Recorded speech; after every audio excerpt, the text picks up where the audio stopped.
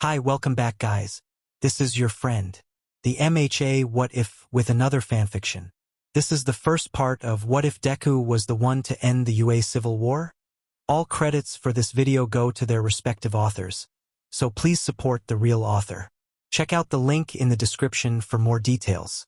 Please give this video a like and subscribe to the channel if you want more videos like this.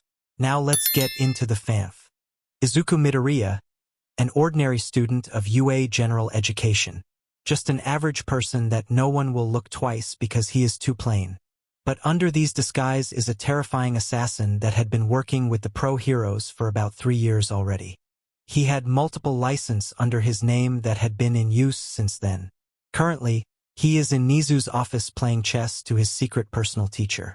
Izuku's look to his teacher and focus on him. "Sensei?" he asked while attacking the pawn of Nezu using knight. "I would like to ask for a favor," Nezu calmly said as Izuku looked at Nezu with calculative eyes. In just a second, Izuku managed to immediately knew what Nezu wants. "You want to ask a favor on blowing up their big head," Izuku immediately said. "The Class 3A is getting cocky because they are already in par of a normal hero and was even famous because of the constant villain attack and incident that they got involved," Izuku said, and move his bishop after Nezu move his queen. "Your deduction skills are getting better each day," Nezu said and chuckle.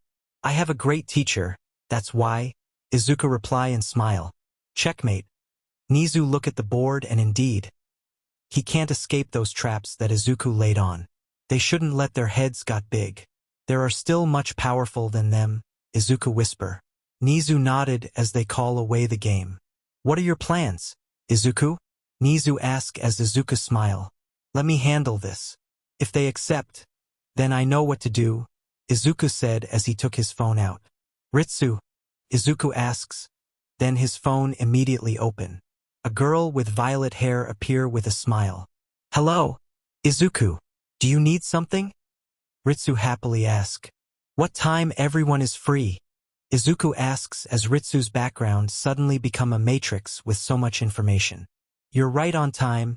Everyone had at least 15 minutes break," Ritsu said as Izuku nodded. "Can you call them all at once using the green wire?" Izuku asked Ritsu. Ritsu tilt her head in shock. "Oh, this is the first time you're using the green wire. I'm sure everyone will answer. Coming through." Ritsu grin as multiple call got answered immediately. "I'm asking something to entertain me. I didn't know I will get it immediately." A grin plastered to his faces after answering the video call. "Hello to you too, Karma," Izuku said and sighed. "What did you do to Izuku, Karma?" Nagisa, who just opened the video call, looked at Karma suspiciously. "I didn't do anything. Tell him, green bean," Karma complained. "That is what you always say when you do something bad," Okuda said, and sighed too. "Karma didn't do anything, Manami." "Nagisa, don't worry," Izuku said and chuckled. "See, told ya," Karma said while grinning. After some minutes, everyone already answered the call. Certainly, confused and curious that Izuku used the green wire. Green wire is a call for favors. All of them already use it, and Izuku is certainly the first one to answer that wire. Now, this is the first time that Izuku used the green wire, so it's natural that everyone is curious. "Want to teach some cocky hero students?" Izuku asked as Izuku heard Karma shouting. "Hell yeah. I need my stash of wasabi," Karma said, laughing like a psychopath.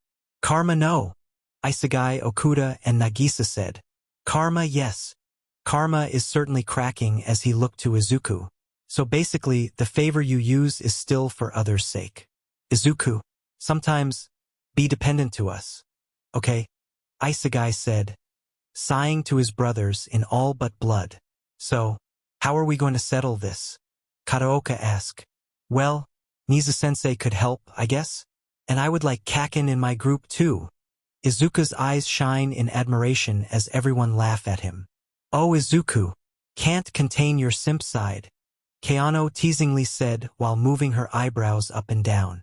Izuku's blush, which makes the teasing, added.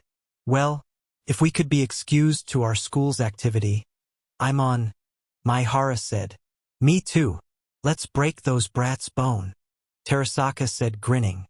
"It settles then," We'll wait for your answer. Everyone agrees as Izuku went to look to Nezu. Would you mind pulling some strings and summon the former AC members? I want Katsuki Bakugo in my group too, Izuku said as he smiles brightly. It looks ordinary, and it's his typical $1,000,000 smile, but Nezu knew, the sinister child under that perfect disguise. Izuku is a person who's reliable as teammate but worse than nightmare as enemies. This is the reason nobody wants to make him angry. Consider it done, Nezu said, crackling in his seat. Katsuki was bored. Totally bored, especially being in a classroom with several hero wannabes who got cocky because of 15 minutes fame. He even attempts to change his class, but class 3B isn't better. He had no choice but to endure all those stuck-up extra who doesn't know any better. Just because the media is portraying them as powerful generation, it doesn't mean there will not be someone who's better than they. They just participate in the way before, and here they are, boosting the fact that their generation become one of the so-called greatest heroes of all time when Katsuki knew that it wasn't them who ended the war. Bakugo, Todoroki, go to principal's office after class, Aizawa informed them. He looked to Shoto, who looked smug in his seat. He could hear their boosting in his seat as he wants nothing but to leave. Why do you think our powerful duo are called in principal's office? I don't know. Maybe they will give us our deserve medals. We practically save the world. True. Have you seen the media? We aren't pro-heroes, but we already have official merch. Yeah, I'm sure it will honor us, since we contribute a lot in war. He just heard some of them. Katsuki just rolled his eyes. What a bunch of losers. That was what will kill you all in the future. He thought, if he didn't know about the AC project, he might be one of them now. He was glad that he reconciled to his childhood friend, turn into lover sooner than later. If not, he will also become stuck up like them. Remembering the ass class, he can't help but to shiver. Whatever the reason Nezu wanted them in principal's office will be exciting. Good morning, students. Am I a dog or a mouse or a bear? That doesn't matter, is it? Because I'm the principal. Nezu just appear in front of them as 3 people is inside his office is waiting. One of them is Katsuki. Is there something you want, Principal Nezu? Shoto asked, but his tone is too smug, in Katsuki's opinion. The other person is Kendo, who's also putting an arrogant demeanor. Well, this second final exam is getting near. That's why I summon you 3 here. Nezu smiled as he drank his tea and looked to them. You may enter now, Mr. Midoriya. Katsuki immediately got interested as he looks to Izuku, who brightly smiled to them. Hello, he happily said and sat next to Katsuki. Izuku eyed him not to react as Katsuki immediately deciphered his look and smirk. Yep, this is getting interesting, Katsuki thought as he grins. Ms. Kendo, Mr. Todoroki, Mr. Bakugo, meet Mr. Izuku Midoriya. He will be part of your final exams too. You could start discussing it, Mr. Midoriya, Nezu said as he smiles. Okay, Mr. Nezu, the heroics final exam for this year is the infamous UA's Civil War. Basically, there will be 2 groups to compete. One is heroes and the others is villains. Each team had 300 objectives to choose from, so you could reach the threshold, which is 1,000 points. Izuku took the whiteboard as he wrote those what he said. The objective had 3 categories, which is the easy, normal, and difficult. Each category had 100 objective, which also have equivalent points. Easy has 3 points, normal has 5 points, and difficult has 10 points. First, let's discuss the heroes. Izuku happily wrote the word hero as Shoto, Katsuki, and Itsuka listen. One of the main objective of heroes is to capture the villain alive. You'll be deducted some points if the villain die. But you can't capture a villain if you don't have evidence that will prove they are a villain. Aside from that, you'll be dealing what pro-heroes are dealing in everyday life. Meaning you will deal with paperwork, interviews, and your fans. As Izuku said, the last part. The 2 look at him with interest. So basically, this will be a role-playing type activity. Izuku said steeply. I see. Is that all? Shoto asked as he stands up. I will still discuss the villains, Izuku said and smiled. It doesn't matter. No one will join the villain team. I'm sure of it. Itsuka arrogantly said. If you say so. As of leaders, Mr. Todoroki and Ms. Kendo will be handling the leadership of the Yui agency, which means both of you will be the leader of Hero Team. The two nodded as they both stand up. Mr. Bakugo and I will be the leader of Villain Team, Izuku said and smile again. Katsuki can't help but to grin. This will be really exciting. Okay then, we're done listening. We'll just read the other details in the manual, Itsuka said. You sure you don't want me to discuss the villain team? Izuku asked, practically leading them to refuse. Katsuki could see and as he eyed Shoto. Whatever you picked will become your fucking downfall. Icy hot, Katsuki taught. No need. You and Bakugo will only be the one in villain team, Shoto arrogantly said. Izuku just nodded and gave them both the manual. The rules were also put there. If you like, I'll discuss it, Izuku offered, but Katsuki knew he was using reverse psychology. Are you looking down on me? We could just read this manual. No need for some commoner to help us on something we could just easily do, Shoto irritatingly said. Izuku just shrugged as the two hero leaders went out of Nezu's office. Anyway, Kaken, you will listen as you will be my co-leader in this activity, Izuku said as his smile became sinister. Katsuki laughed loudly as he looked at his boyfriend. I almost feel bad for them, Katsuki said in between of laughing. Stop it, Kaken. Anyway, we have our villain team objective. Aside from that, which is the most exciting part is, we could do the hero's objective too so they wouldn't have any points. And I'm certain, Karmakuen will saw this loophole seeing this rules, Izuku said as he laughs. Aside from that, the whole AC will be under our leadership, adding Shinso and Hatsum in our group. Too bad. I'm sure they wouldn't see those loopholes where they could ask other course to be part of their group, Izuku said as Katsuki laughed. This is really going to be exciting, Katsuki said and grinned. Yeah, right. I request for your costume. We'll have 1 month preparation for the exam.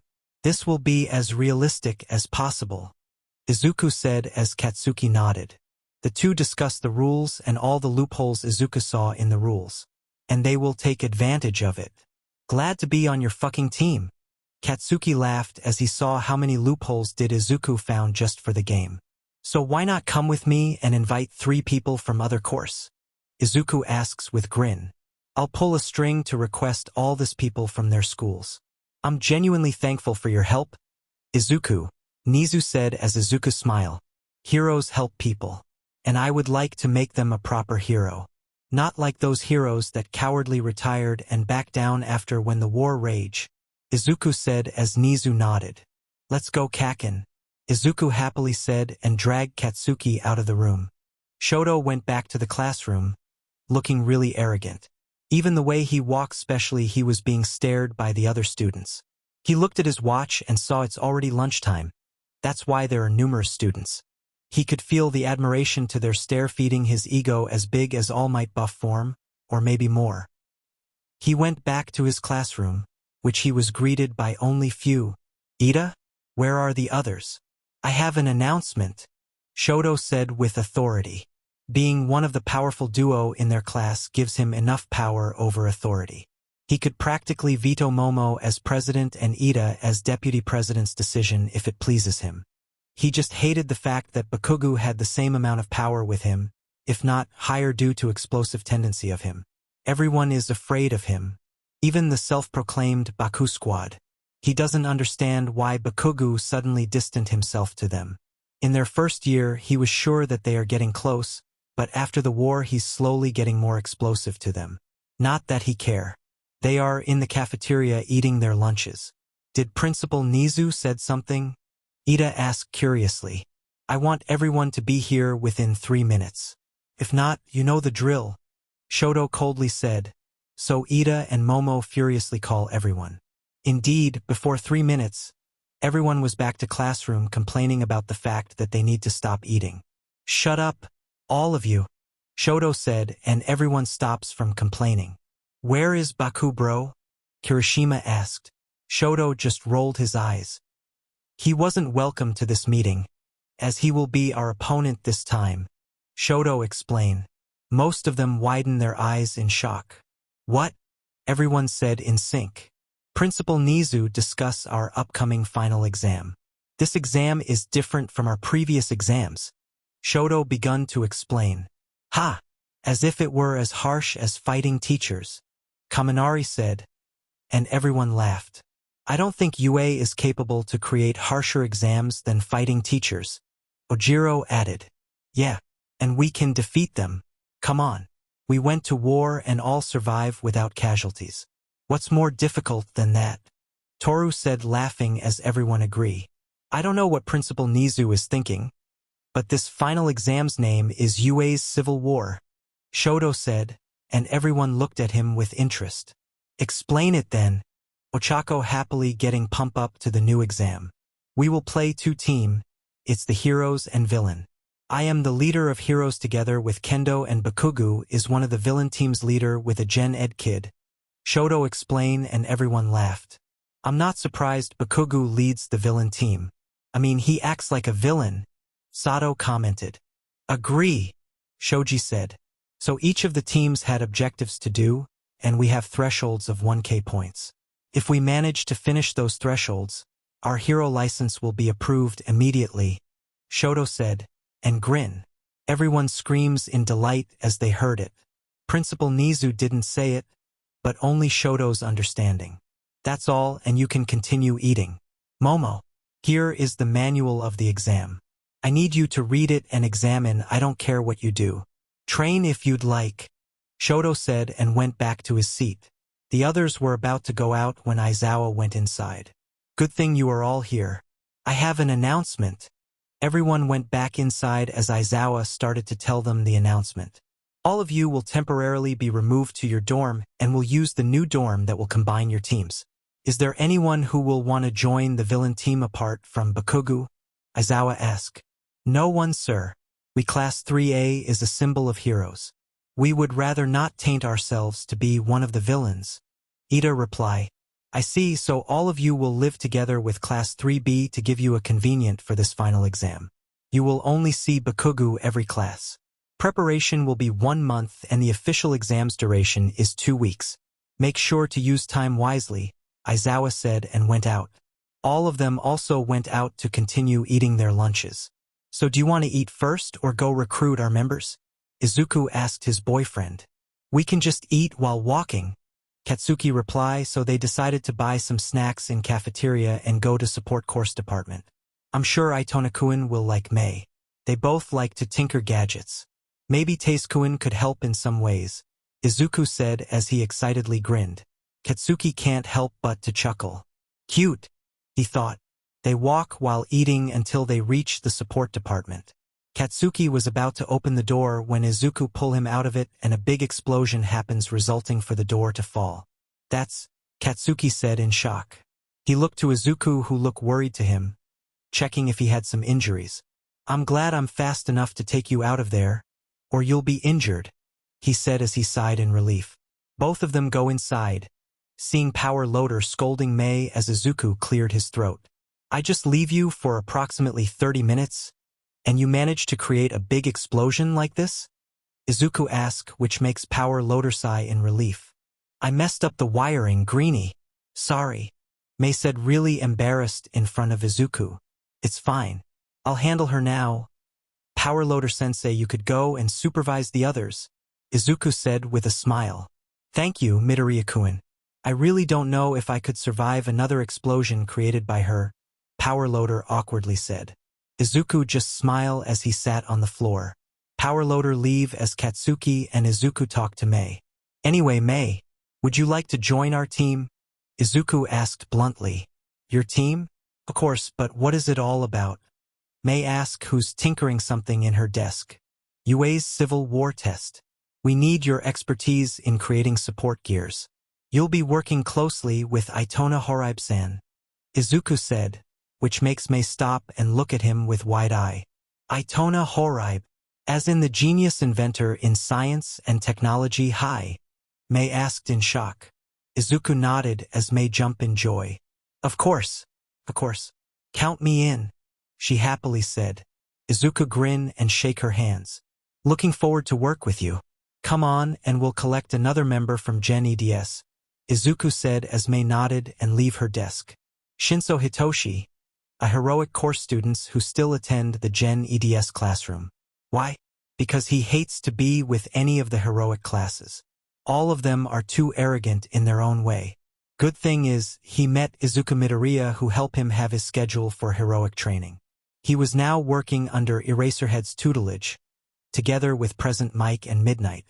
Eraserhead said that he likely want to train him than to train his class. And if he could just expel them, he gladly would. But because of their circumstances that protects them, he really can't do much for them. From Present Mix gossip with Midnight, the staff was desperate to correct their behavior before they graduate and was creating a test for it. He isn't aware that much, but he really doesn't care. Hey, Hitoshi-kun. He heard and looked at the back. He saw two people at Izuku's back and is confused. He just went to him as Izuku smiled to him. Hey, Hitoshi, this is Katsuki Bakugo, my boyfriend and Mei Hatsum dash. Izuku was stopped by Mei who giddily shake his hands. I'm Mei Hatsum, future owner of Hatsum Industries. Pleased to meet you, she said. Hello, he asked confused. What's happening, Izuku? He asked. I'm inviting you to join us in beating heroic course students' asses, Katsuki bluntly said, which makes Hitoshi look at him. Huh? He asked. We will have a UA's civil war. Heroes versus villain is the team. Kaken and I were assigned as villains together with some students from other schools. We are assigned to correct the behavior of hero course students using this test. Will you come with us? He asked with hope in his eyes. Was he also a hero course student? Hitoshi confused to what's happening. Yeah, but I already correct his behavior long time ago, Izuku said and grinned. Hey, Katsuki complained, making Mei laugh. Well, sure. It will be a good experience too, Shinso said and nodded. Okay, I'll just ask Sage-kun for a business course so we will have students for each course. Can I have your number? I'll put you to a group chat, Izuku said. The four exchanged numbers as Izuku created their group chat. UA's villain team. Izuku Midoriya added Katsuki Bakugo, Mei Hatsum and 29 others. Izuku Midoriya set his nickname to Cryptid. Cryptid at everyone change your nickname to villain names you want. See you in 2 days. Katsuki Bakugo set his nickname to KEM. Karma Akabane set his nickname to Chaos. Nagisa Shiota set his nickname to Snake. Keed Keano set her nickname to Facade. Yuma Isegai set his own nickname to Null. Taiga Okajima set his own nickname to Void. Hinata Okano set her own nickname to Red. Manami Okuda set her own nickname to Chemical. Megu Kataoka set her own nickname to Lady Killer. Yukiko Kenzaki set her own nickname to Player. Masayoshi Kimura set his own nickname to Curse. Hinano Kurahashi set her own nickname to Ladybug. Sosuke Sagaya set his own nickname to Tainted. Tamahito Sujino set his own nickname to Butcher. Kotaru Takebayashi set his own nickname to Demolish. Hitoshi Shinso set his own nickname to Toxic. Ryanosuke Chiba set his own nickname to Poison. Ryoma Terasaka set his own nickname to Berserk. Ryo Nakamura set her own nickname to Dame. Karaka Hazama set her own nickname to Darkness. Rinka Hayami set her own nickname to Vision. Samaire Hara set her own nickname to Slaughter. Yuzuki Fuwa set her own nickname to Deduct. Hiroto Maihara set his own nickname to Gun. Koki Mimura set his own nickname to Knife. Takuya Muramatsu set his own nickname to Lethal. Itona Horaibe set his own nickname Shame. Toka Yada set her own nickname to Luxter. Taze Yoshida set his own nickname to Chain. Mei Hatsum set her own nickname to Jazz. Ritsu set her own name to Knowledge. Knowledge, Ritsu. Hello at everyone. I download the Ritsu mobile to everyone here and immediately hack the phone of our enemies. Izuku, do you want me to gather all the information about them? Cryptid Izuku. Sure, Ritsu. Thank you. Facade. Keed, can't wait to meet the new members. Smiling face with hard eyes, smiling face with hard eyes, smiling face with hard eyes. Dame Nakamura. Me too. Smiling face with hard eyes. Starstruck. Null, Isegai. At everyone, make sure to bring all your things since we will stay at UA for 1 month and 2 weeks. Bitch Sensei and Karasuma Sensei will also join us. Void, Okajima, really? I thought both are busy? Chaos, Karma, of course it's the rat god's doing. Snake, Nagisa, don't start anything Karma. Chaos, Karma, how about a no, slightly smiling face, slightly smiling face. Snake, Nagisa, grinning face with big eyes, grinning face with big eyes. Cryptid, Izuku, Karma, no. Chaos, Karma, frowning face, frowning face. Jazz, May, I also can't wait to meet all of you. Especially Itona San starstruck. Berserk, Terasaka, why that bastard? Pouting face, pouting face. KM, Bakugu, she's an inventor, expressionless face. Chaos, Karma, oh. I didn't see you there, Bakugo, slightly smiling face, how are you, smiling face with smiling eyes, smiling face with smiling eyes. KM, Bakugo, fucking exhausted to those extras. Cryptid, Izuku, Kaken. Don't worry, smiling face with hearts, smiling face with hearts. Dame, Nakamura, we will give them a lesson they wouldn't forget, smiling face with hearts, smiling face with hearts. Facade, Keyed, beaming face with smiling eyes, beaming face with smiling eyes, and I'm excited to it. Hashtag no to big melons. Chemical, Okuda, how did you even relate it to this? Grinning face with sweat, grinning face with sweat. Facade, Keyed, it's a talent. Manami, beaming face with smiling eyes, beaming face with smiling eyes. The chaos just started to the group chat of their villain team as the UA staff started to prepare too. From the dorms to the location and resources, everything is under process. What do you think, Aizawa-kun? Nezu asked while overviewing the whole place. I just hope they really learn something from this, Aizawa tiredly said. Indeed, I owe Izuku again, Nezu said and sigh. Tadayami Karasuma sigh as he got the memo from Nezu. He just leaned his whole body in the swivel chair as he closed his eyes. Karasuma. He heard Irina and looked to her. What happened? You look exhausted, Irina asked as she closed the gap she had to Karasuma. She plays his necktie as Tadayami sigh. Principal Nezu of UA is pulling some string in favor of Izuku, Tadayami said as Irina widened his eyes. Izuku? Are you sure about this? Did I hear it right? Irina asked in shock. Tadayami just nodded. The UA is getting desperate on correcting the behavior of heroic class. He asked for Izuku's help. That child. He uses some favors again to help others. Besides, I can deduct already what's happening, Tadayami said. Irina looked confused and sat to the nearest chair. Izuku, after that incident, we never really grasp how his brain works, Irina quietly said. Tadayami looked at Izuku's picture in his desk. He is his legally adopted child with Irina, but he still had communication with his father. Izuku is a shy kid before the AC started. He was terrified to use his quirk that time and will have a panic if it was forced. He has only gotten some confidence when the incident in their summer vacation happened. The desperation he had to save his friend cracked the shell that Izuku had. He had a loving mother, Inko Midoriya, but died in villain attack 4 years ago, just a month after the assassination classroom project start. He never told everyone, he just kept on hiding it until Koro-sensei found out. These leads for Karasuma to adopt the child. Because Izuku didn't use his quirk, he was treated as quirkless loser. And Tadayami knew how bad Izuku's situation will become if he was put in foster care. Not that he wanted them to know he cared, but he doesn't have a choice. Then Koro-sensei declared that he'd find Izuku's father. He manages to find it, but didn't expect who it was. Hisashi Shigaraki, or also known as All for One. The complication to Izuku's real father creates a big dent to Class 3E's dynamic for 3 days. But Koro-sensei settle it in some odd ways as usual. They also find out how terrifying Izuku could be if he wants to. They are really shocked with the capability of Izuku Midoriya and his partner in crime, Nagisa Shoida. These two who looks like innocent but capable of fucking someone's life. As much as everyone loves chaos, they did all they could do not leave the data duo together. Who knows what they will do? They can interact if someone was with them. But they learn their lesson not to. They proceed with the project and, occasionally, being targeted by villains. Until the time about Katsuki Bakugu's incident. The former Class 3E are all protective to each other.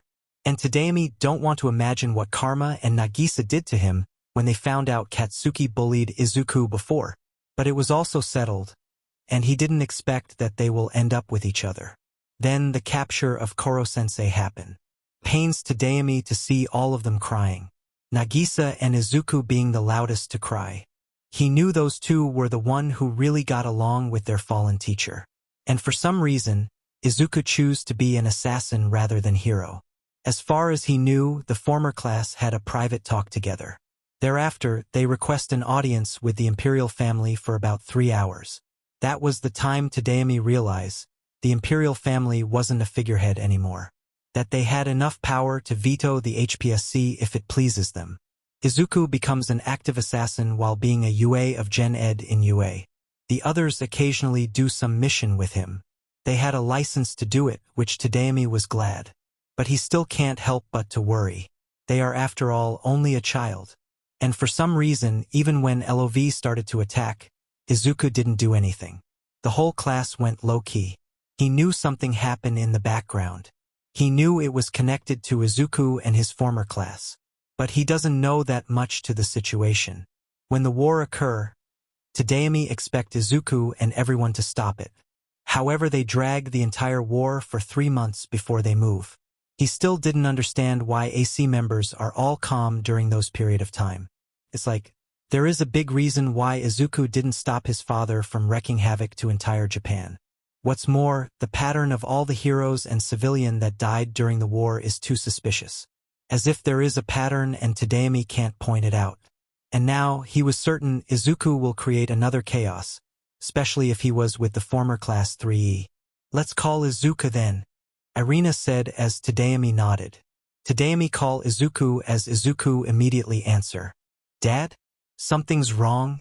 He asked in the line. Why are you doing this? I know you have a reason. You and your former classmate will never do something so reckless, he said in his calm voice. He heard a chuckle as he waits for the answer. I miscalculate the result of the war, Dad. It's time for me to correct it. Tadaemi frowned with what Izuku said. What do you mean? He asks again. I'll explain to you soon, but not now, Dad.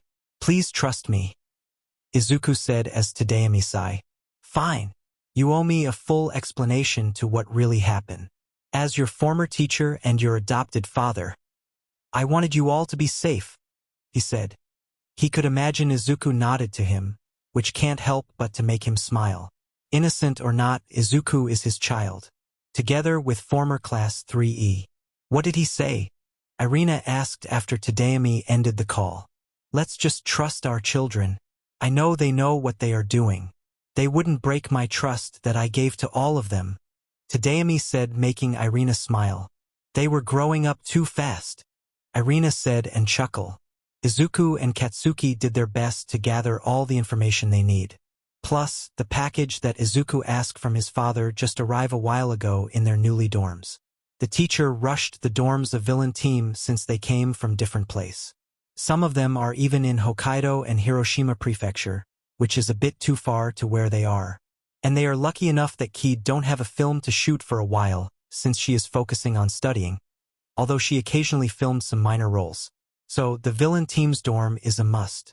Izuku did paid some money for additional features of their dorms, especially a place intended for those who will create support items and gears. He asks for numerous materials from his father and AFO gladly gave it to him. Katsuki is now just resting after typing a lot of information to his laptop as summaries of the informations they gather. There's a lot of box here, Katsuki said as he saw it. Yep, we will use all of this for the exam, Izuku happily said. All of these? Katsuki asked in shock. Yup, some boxes are costumes. The others are materials for our support gears. The others are the specialized bombs, actual C4 bombs, some guns and blood bullet, blunt knives, car keys, of course some quirk suppressant and spare magazines, Izuku casually said. It widens his eyes as he tried to open one of the box. He carefully opened it just in case it's the C4 bomb. And he was glad to see it's their costume. We will look like a soldier here, Katsuki said, which makes Izuku chuckle. Exactly. I actually asked for black version of this. Look how cool we are here, Izuku said and gave his phone to Katsuki. He saw a picture of him and his former classmate with his fallen teacher. All of them are wearing the exact costume that he saw in the picture, just the color of the costume is pure black instead of gray. Pretend that Izuku was there. Can't see any pictures of him wearing that same outfit to edit. This costume is capable of lessening the physical impact, camouflage. It's also bulletproof, waterproof, and fireproof. It also had a feature of changing its fabric temperature according to the external weather. It's light and also almost indestructible. Furthermore, it could also save you from knife attack. Aside from that, it's durable and perfect for night. I added some features to the original hood like the mask, earpieces, and night vision. Izuku explained. Whoa, this is fungi good, Katsuki said in delight. I'll let you all have the costume by yourself after the exam. I make sure each of you had for at least 2.5 weeks worth of this, Izuku happily said. How the foo you get this? This is all expensive, Katsuki asked. Izuku just grin and wink. Secret, he said and chuckle. Katsuki just rolled his eyes as Mei and Hitoshi simply enter their dorm. Whoa, there are too many boxes, Mei said in shock. Izuku just grin. We'll use it all. By the way, I moved out to the lab below all the materials you'll need to create for the support gears. There are blueprints there and you can start working on them. Just make sure to follow the instructions. If you manage not to create an explosion, I'll give you more blueprint. Mei practically bounce and run towards the direction of the lab, leaving Hitoshi there with the two inside. Toshi, the box with number 10, your costumes are there. Tell me if the measurement is wrong so I could adjust. You two Kaken. Yours is in box number 18. The two nodded and find the box with their assigned numbers. They get all the costumes that had their names on it and went to their respective rooms. Izuku just sighed as he looked at the boxes in front of him. Izuku, not all the villainous deeds can result for villainous result too. Sometimes even if they didn't want to, they will be forced to do bad things to get a good result, Koro-sensei said as he talked to Izuku. But it's morally wrong. Killing wasn't good and… Izuku stopped and looked down. They are doing it too. Killing their teacher. I think all for one is also misunderstood, just like me. You wouldn't really know someone if you're not interacting to him. Yes, I admit what AFO did back then is wrong. But did you ask him why? Izuku shake his head. Sometimes it takes patience and virtue in dealing to something you're uncomfortable with. You wouldn't know the truth if you only listened to one side. This world is ugly, and disguising all this ugliness to something that will remove others' attention to that ugliness. Talk to him. After you hear his side, you can decide whatever you want to do. I will support you, Koro-sensei gently said. Izuku, are you really going to listen to this man? He is killing everyone in this war. Many innocents already die, Heed worriedly said. There might be a reason why Izuku told us not to engage. Karma said, both him and Isegai looking at Izuku with seriousness. Nagisa, who was next to him, is looking at him with worry. Koro-sensei once said, I should listen to both sides before deciding what to do. I wanted to know first why he was doing this. All for One is a good father. Not just for me, but for the other members of LOV too. He is their father figure too. I just don't understand why he will do this kind of thing. I wanted to hear his explanation. Izuku explains, leaving the four shocks. Then we'll go with you, Isegai said, gone, the gentle expression he always had. But Izuku could still see the worry in his eyes. Izuku, we are not as powerful as you or Karma. But don't forget we are also the former Class 3E, Nagisa said and nodded. Izuku snapped out as he remembered those memories from the past. He just sighed. I miscalculated and now they might know about it. But I'm sure it's my fault. Why Class 3A's attitude change after the war? I will correct this, Izuku muttered. A certain glimpse of his memories flashes to his eyes after closing it. Nagisa was shocked to see Karma waiting for him in front of his dorm house. He chuckles to see his handsome face just shining under the sun. The two had different school, but they have always been in contact to each other and gradually confessed to each other. It's like a typical childhood friends to lover troop. Nagisa thought and chuckle. Oi, what are you laughing? Karma asks as Nagisa smile. Nothing. I didn't know you'll go here when you came from Tokyo. Nagisa said. Karma grins as he put his arms around Nagisa's neck. Who cares? It's been a while since we had some touchy moments. Nagisa peeked to Karma, who had his devilish expression again, and sigh. Fine. Let's go to Shizuoka Prefecture. Then, Karma nodded and pulled Nagisa to his embrace. This wasn't cool, but I missed you, Karma whispers while hugging him. Nagisa smiled and looked to Karma. I miss you too. We have 1 month and 2 weeks together again with others. It's been a while since we saw each other. I wonder how they are, he said. Karma just pulled him to the train station and didn't reply for so long. They are capable enough. Don't worry, he said with a smile. Nagisa could see Karma did change a lot since then. They have been all through a lot since AC Project, and all of them only made them have the strong bond. The train ride is quiet, but it wasn't uncomfortable and awkward. In fact, he felt nice. Karma even sleep in his shoulder before they stop in their destination. The two hold each other's hands and went in front of UA, where they saw Kenzaki, Okuda, Maihara, Okajima, and Nakamura. He laughed to see how Nakamura scolded the fact that Okajima brings some perverted magazine. But Okajima told him that it was Koro-sensei's favorite magazine, so he brings it with them. This earns this more scolding by Nakamura. Maihara is just laughing at the side while Okuda and Kenzaki is trying to stop them.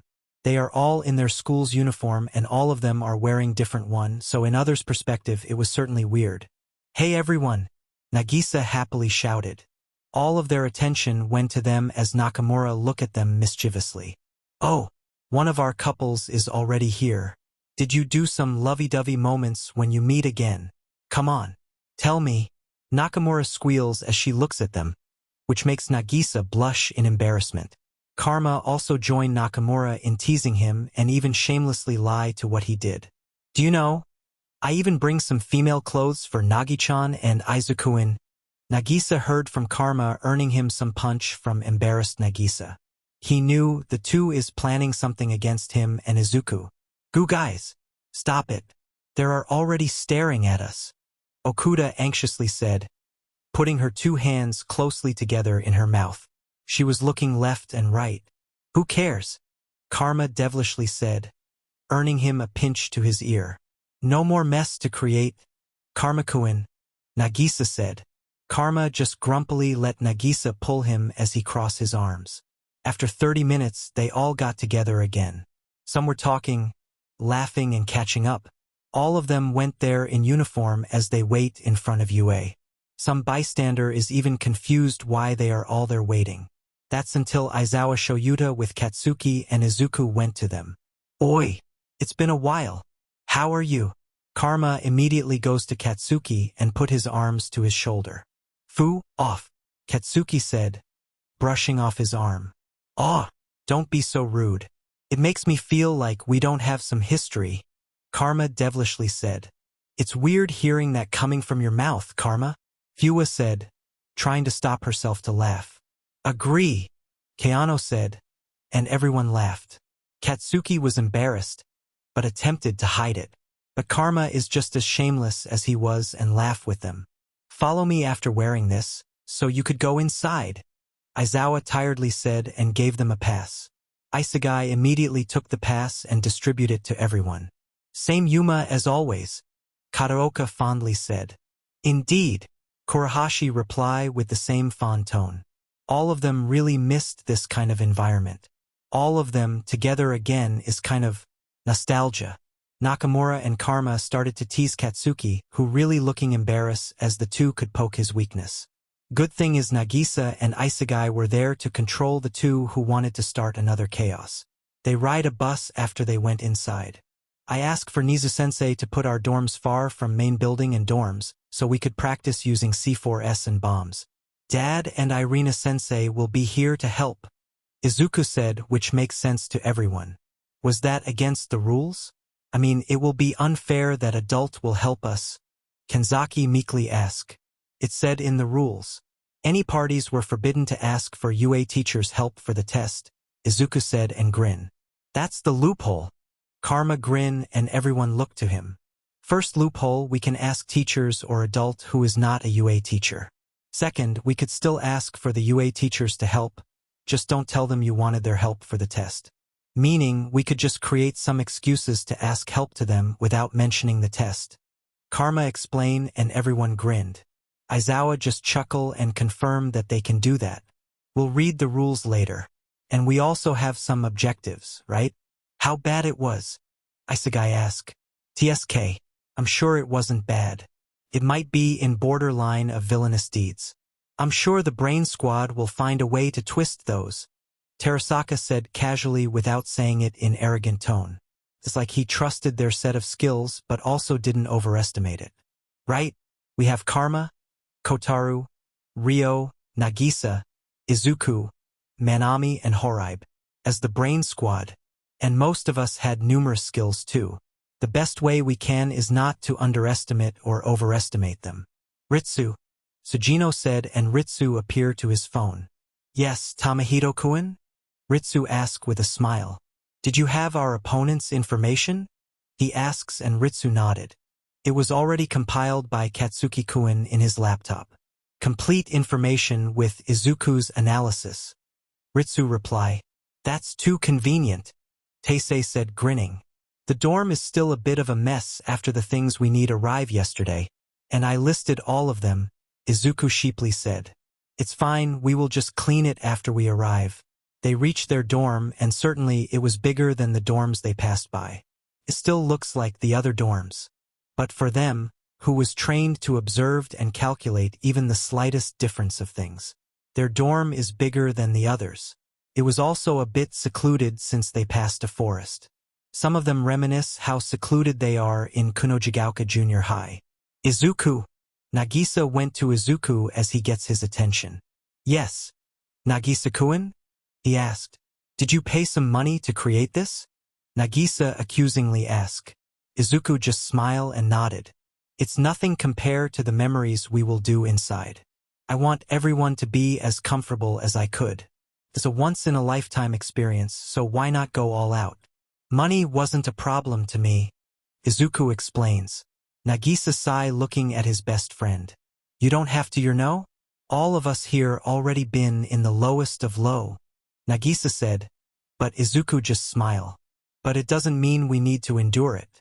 We are the proud legacy of Koro-sensei, he gently said and tapped Nagisa's back before he leaves. Most of them started to settle, and when they finished, Muramatsu at Hara immediately took the cooking duties. The former class 3 met Hitoshi and Mei when they finished packing up their things.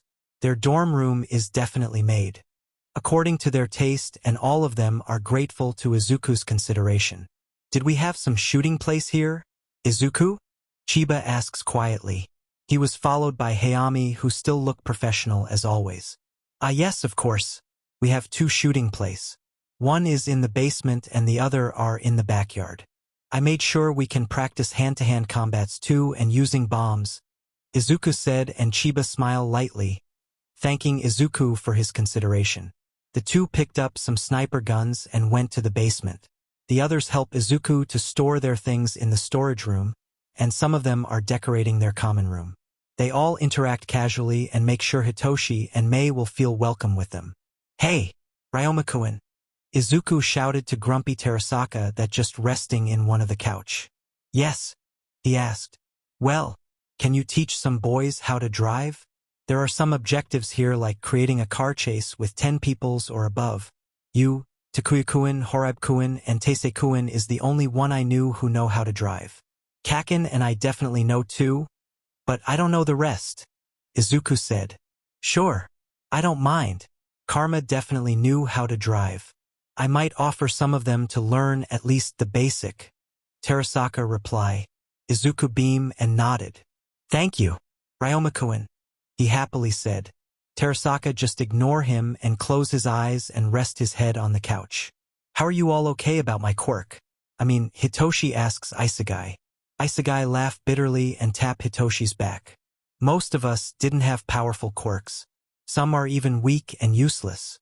Some had villainous too. The only one we consider have powerful quirks is Karma-kun, Nagisa-kun, and Izuku-kun. But when we first met them, all of them had an issue on using their quirks to the point that they all despise using it, Isegai explained and looked to Hitoshi as if he were saying he knew what he feels. We all knew how you feel. We are all considered as lowest of all. He practically doesn't have any motivation to move forward. But someone help us. Someone never gives up on us and gave us a weapon to fight our enemies to be able to walk the path we wanted. He explains gently.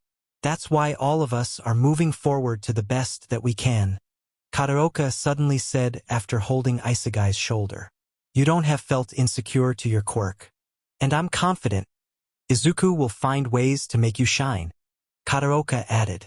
Hitoshi smiles to them. Thank you. Hitoshi said. Hello everyone. Ritsu suddenly appeared to numerous screens around the common room and all of them stopped doing all their activity. Right now, you all settle first here in the dorm. Take a rest and enjoy your free day. Karasuma-sensei and Bitch-sensei will be here later in the evening. Meaning we will start training tomorrow. And Karasuma-sensei told me that you all need to start to call everyone using the codenames you choose for your villain persona.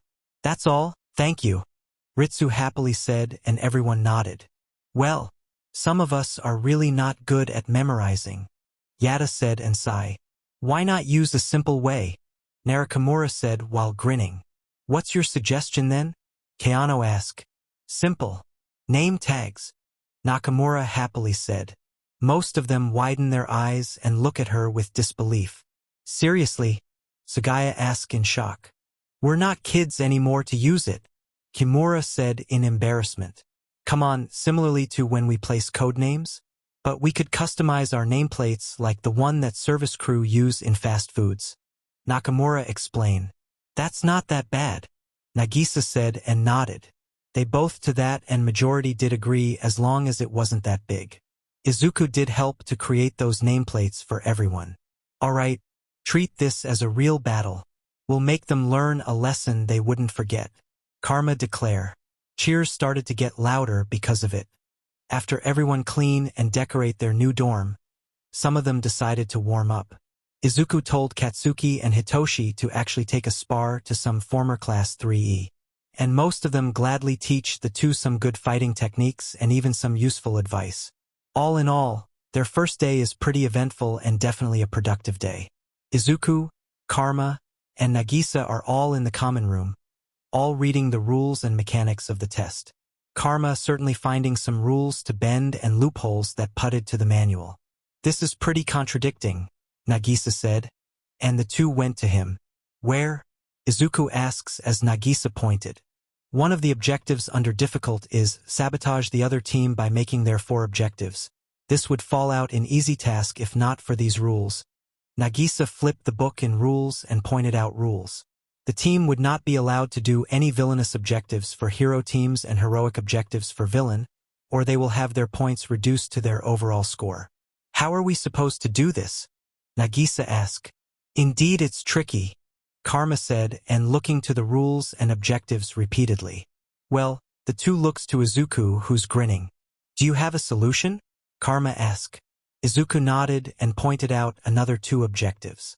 Make 10,000 yen for span of 2 weeks and buy a stock in market? Nagisa asked when it pointed out. Ah, I see.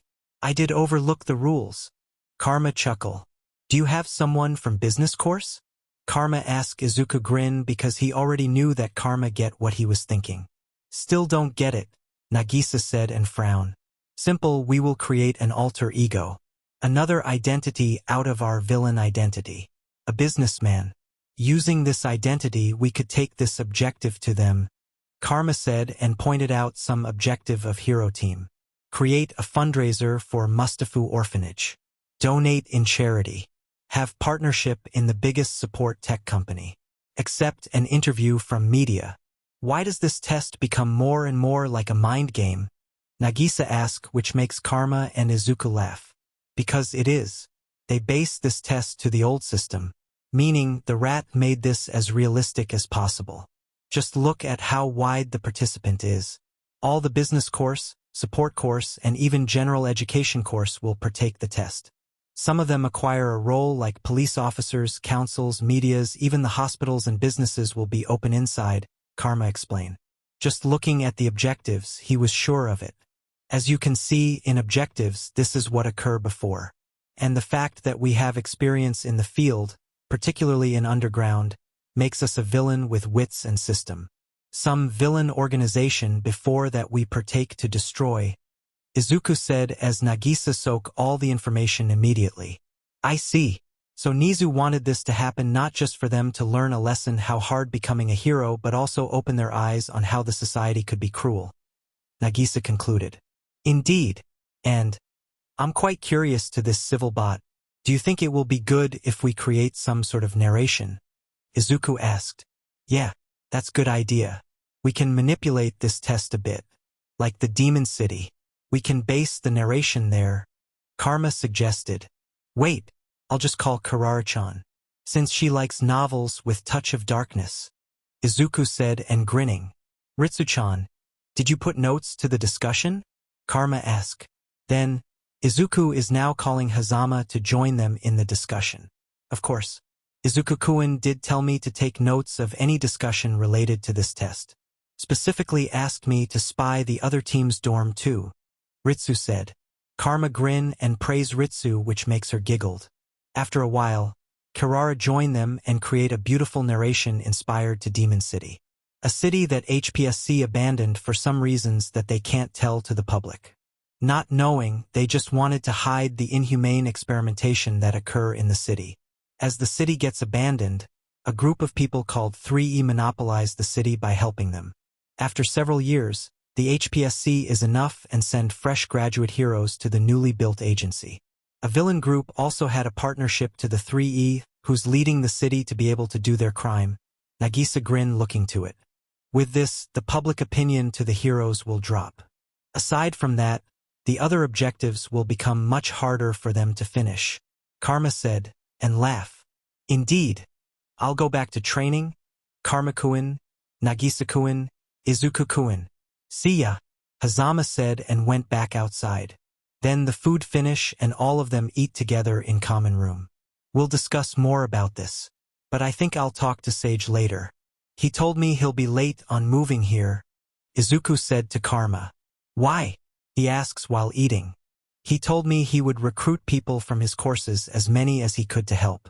And from the solution we come up a while ago, we will need more business courses than I thought. Izuku explained. Karma nodded as they continued to eat. So guys, we decided that we need a company for this test. A real one, since some objectives have some real money involved. Izuku explains to everyone after their lunches. We need someone who could look cold and professional but will be able to handle the company. Izuku said. Some look to Hayami and some look to Yoshida. Well, Hayami sighed and raised her hand. I volunteer for this. But if it's okay, I want Taisei-kun to help me here. I'm not that good when it comes to business related. However, I could keep my composure enough to fit the roles. And with Taisei's knowledge to business, since they have a motorcycle company, Hayami said with a smile. Are you sure about this? Izuku asked and Hayami nodded. Yes, she said. I think Takuya, Yuma, or even Horaibe will also be with the two of you. Karma said and everyone looks to him. Why? Itona asked looking to Karma. The company we will build is related to tourism and entertainment luxury. It means it involves money, technology, and food. Hatsum-san could also be added to this group who will handle the company. Karma said, and everyone nodded in affirmation. I'll help them, Muramatsu said with a smile. Isegai, Itona, and Mei did agree to help them. We'll just start tomorrow on calling ourselves in our villain name, since the nameplates are still not yet finished, Karma declare. Then Izuku proceeds on telling them about the narration he will ask to be added in the test tomorrow. And everyone agreed. After their meeting, everyone went back to training their mind and body outside. Izuku got a call from Sage, so he immediately took a motorcycle and drove it to the main campus. He immediately met him in his classroom. I convinced around 50 students to become part of our team. And they are in the conference room of the business course right now, Sage said as Izuku smiled. Thank you, Sage, Izuku happily said as Sage sighed and nodded. The two went to the conference room and saw the 50 business course student that Sage managed to convince. Hello everyone. I'm Izuku Midoriya. the co-leader of villain teams on this year's UA's Civil War. I wanted to tell you something since we are talking about business here. We would like to hire you our role of full-time businessman for this test. I will guarantee you, whatever you decided to open under luxurious entertainment and food industry business will be open up under the company we will build to the test. 80% of your profit will be handed to you and 20% will be ours. Aside from that, we will provide you a capital, resources, and connections inside the fake city. Izuku started to explain and everyone was really engaged to it. You can hire workers and employees, but only if they are students from UA except heroic course. You will be in charge of their wages. As long as you made money for us, we will gladly take you into the fake city. If you agree to this, aside from you'll be having profit, you will also have experience in the field.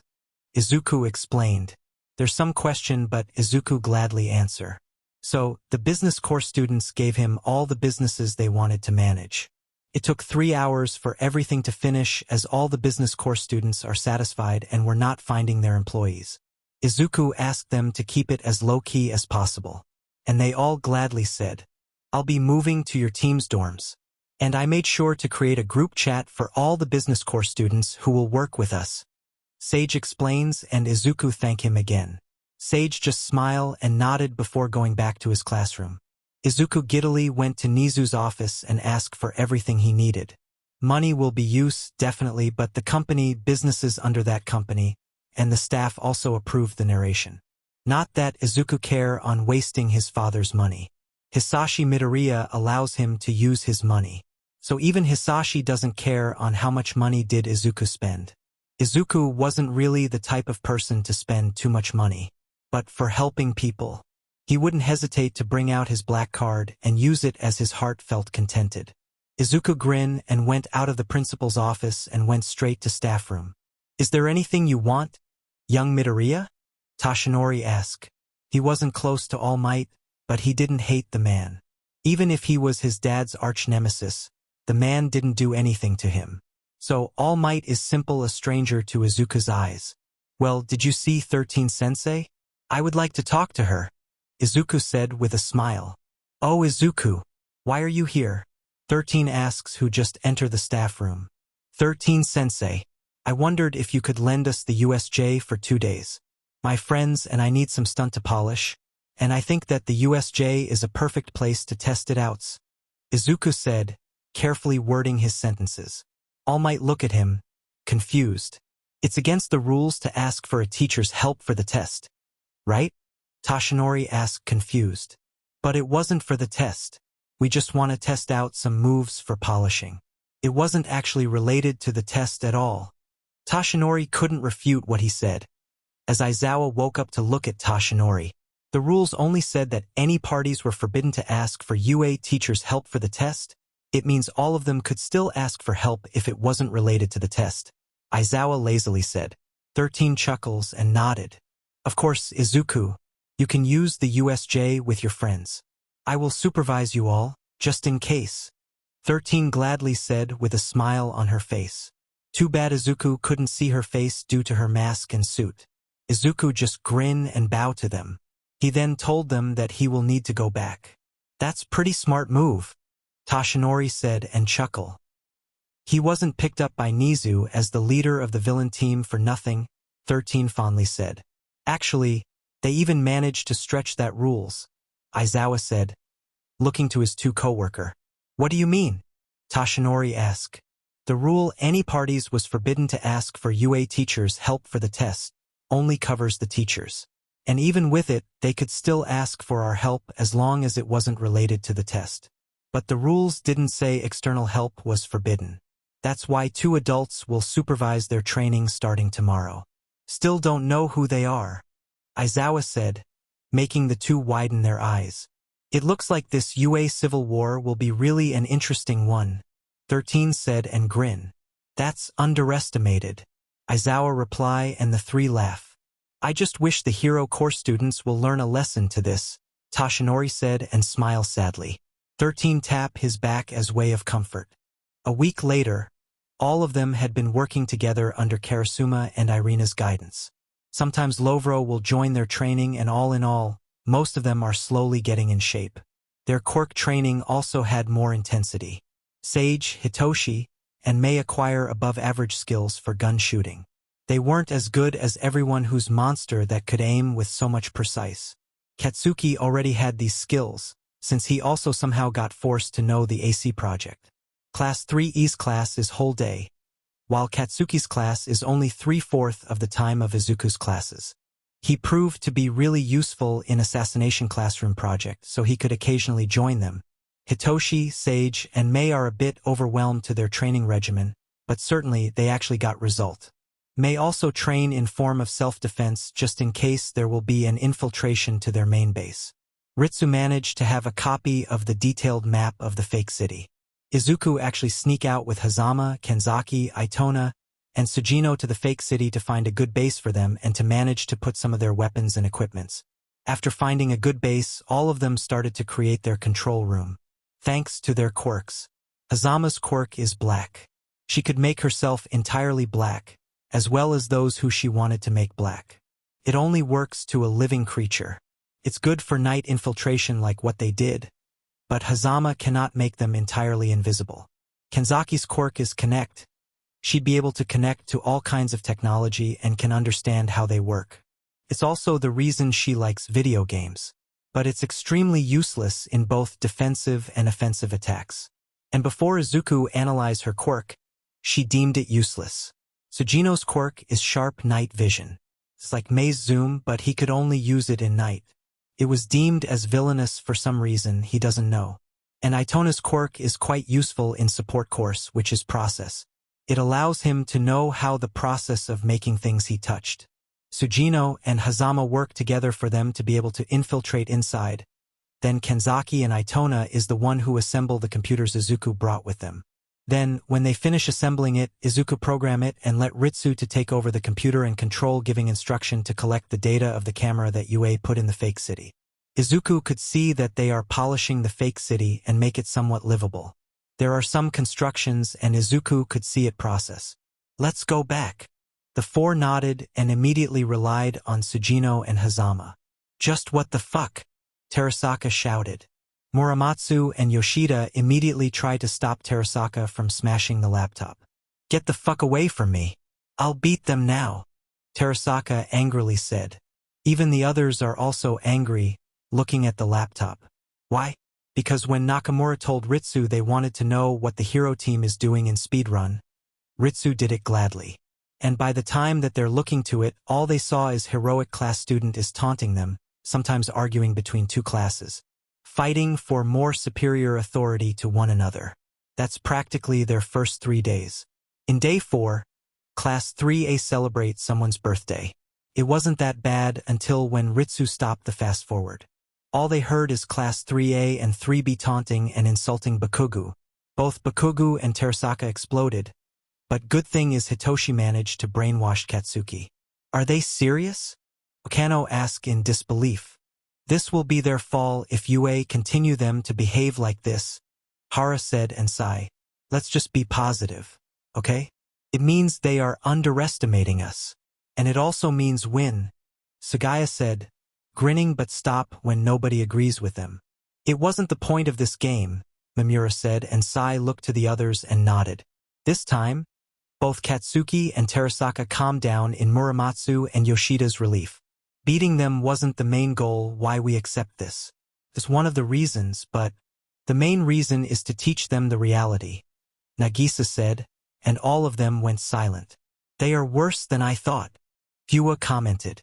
Indeed, it only makes me anticipated to play with them, Karma said, and devilishly grin. The speed run continues and saw how arrogant the two classes are. They all just sigh and stop watching them. Karma just told Ritsu to continue spying with them and immediately informed him or Izuku if the heroic class did something useful. Ritsu nodded and went out. Kids, I cook our dinner, Irina shouted, and all of them went to the kitchen. Irina did in fact started to learn cooking after the AC project. It's all because of the provocation of Izuku. Izuku is a great cook. He is as great as Katsuki, which was also cooking top-notch dishes. Irina loves Izuku and Katsuki's cooking. and Izuku provoke Irina that she wouldn't be able to be a better cook than him, and the fact that Karasuma and Irina will get married at the end of the year before New Year. It makes Karma added the fuel by saying how she would be able to be a good wife if she didn't know how to cook. Because of this, Irina shouted that she will start learning how to cook. Because of her stubbornness, she become a good cook. Not as good as the two, but it's acceptable and edible. Where's Cryptid Izuku? Shame, Horribe, Darkness, Karara, Butcher, Tamahito, and Player, Yukiko? Tadayami ask. They infiltrate the fake city to assemble the control room. Isegai reply. Okay then, Tadayami said, and eat with them. We're home, Izuku shouted. All of them receive greetings as they went to the table and eat. He eats next to Katsuki, who really looked grumpy. Izuku decided to talk to him after eating. Katsuki and Izuku did have some talk after eating dinner. Izuku did tell him that he could just punish them in the times when the test started. Then they got another meeting at the common room. I have some suggestion, Karma said to the crowd. What is it? Izuku asked. It will be good if we started doing our work at night. I know all of you will agree to this, but I will also suggest not anyone from this group needs to do anything in the first day. Karma's devil's form suddenly appear to his face as he emits purple aura. Why? Would it be wasteful? Kuda asked. No, my dear chemical, Okuda. I only said it was us who will not do anything. Students are all informed about the narration. We will go inside the fake city exactly 12 o'clock midnight. Students will enter the fake city around 5 a.m. With this, we could conspire with them to treat the heroes as crap as possible. In that way, they might give up a good fight, Karma explained. So basically, we'll let the students who had their roles to act deeply from the narration, Fua concluded. Which means, according to the narration, people dislike heroes for abandoning them, Yada said, and Karma nodded. I did have listed what possible outcome of this plan. Whatever it was, we will not be affected, Izuku said, earning him a nodded. All of them nodded and discussed more about the first day plan. They already used the 2-day training they got in USJ, and that trip was really worth it. 2 days from now is the big they have been waiting for. They stop their training as they start to pack up. Tadayami even see a truck, 20 cars and 10 motorcycles that parked outside their dorm. Tadayami and Irina will be the one who will drive the truck where all their weapons and equipment are all packed neatly. It's a closed-door truck and they all carefully put everything there. Took a whole day to carefully put all to the truck. And they all have a meeting that night. Izuku is standing in the middle while everyone is seating surrounding him. We all been together for 5 years. Some were 4 years and some were just introduced to us a month ago. Many things already happen. We deal more than villain attack, heartbreaks, sorrow, and of course happiness.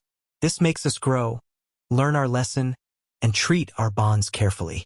All the things Koro-sensei, Tadayami-sensei, and Irina-sensei taught us, and now, it's time for us to teach them too, similarly to how Koro-sensei teaches us.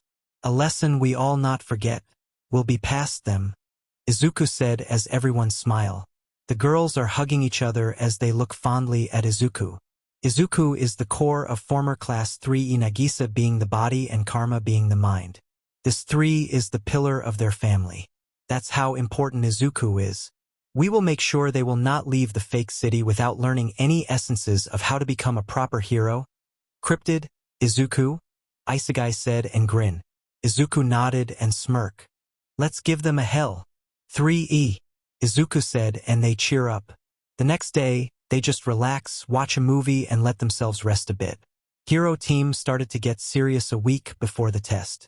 Some of them just do a light training and update their support gears a bit.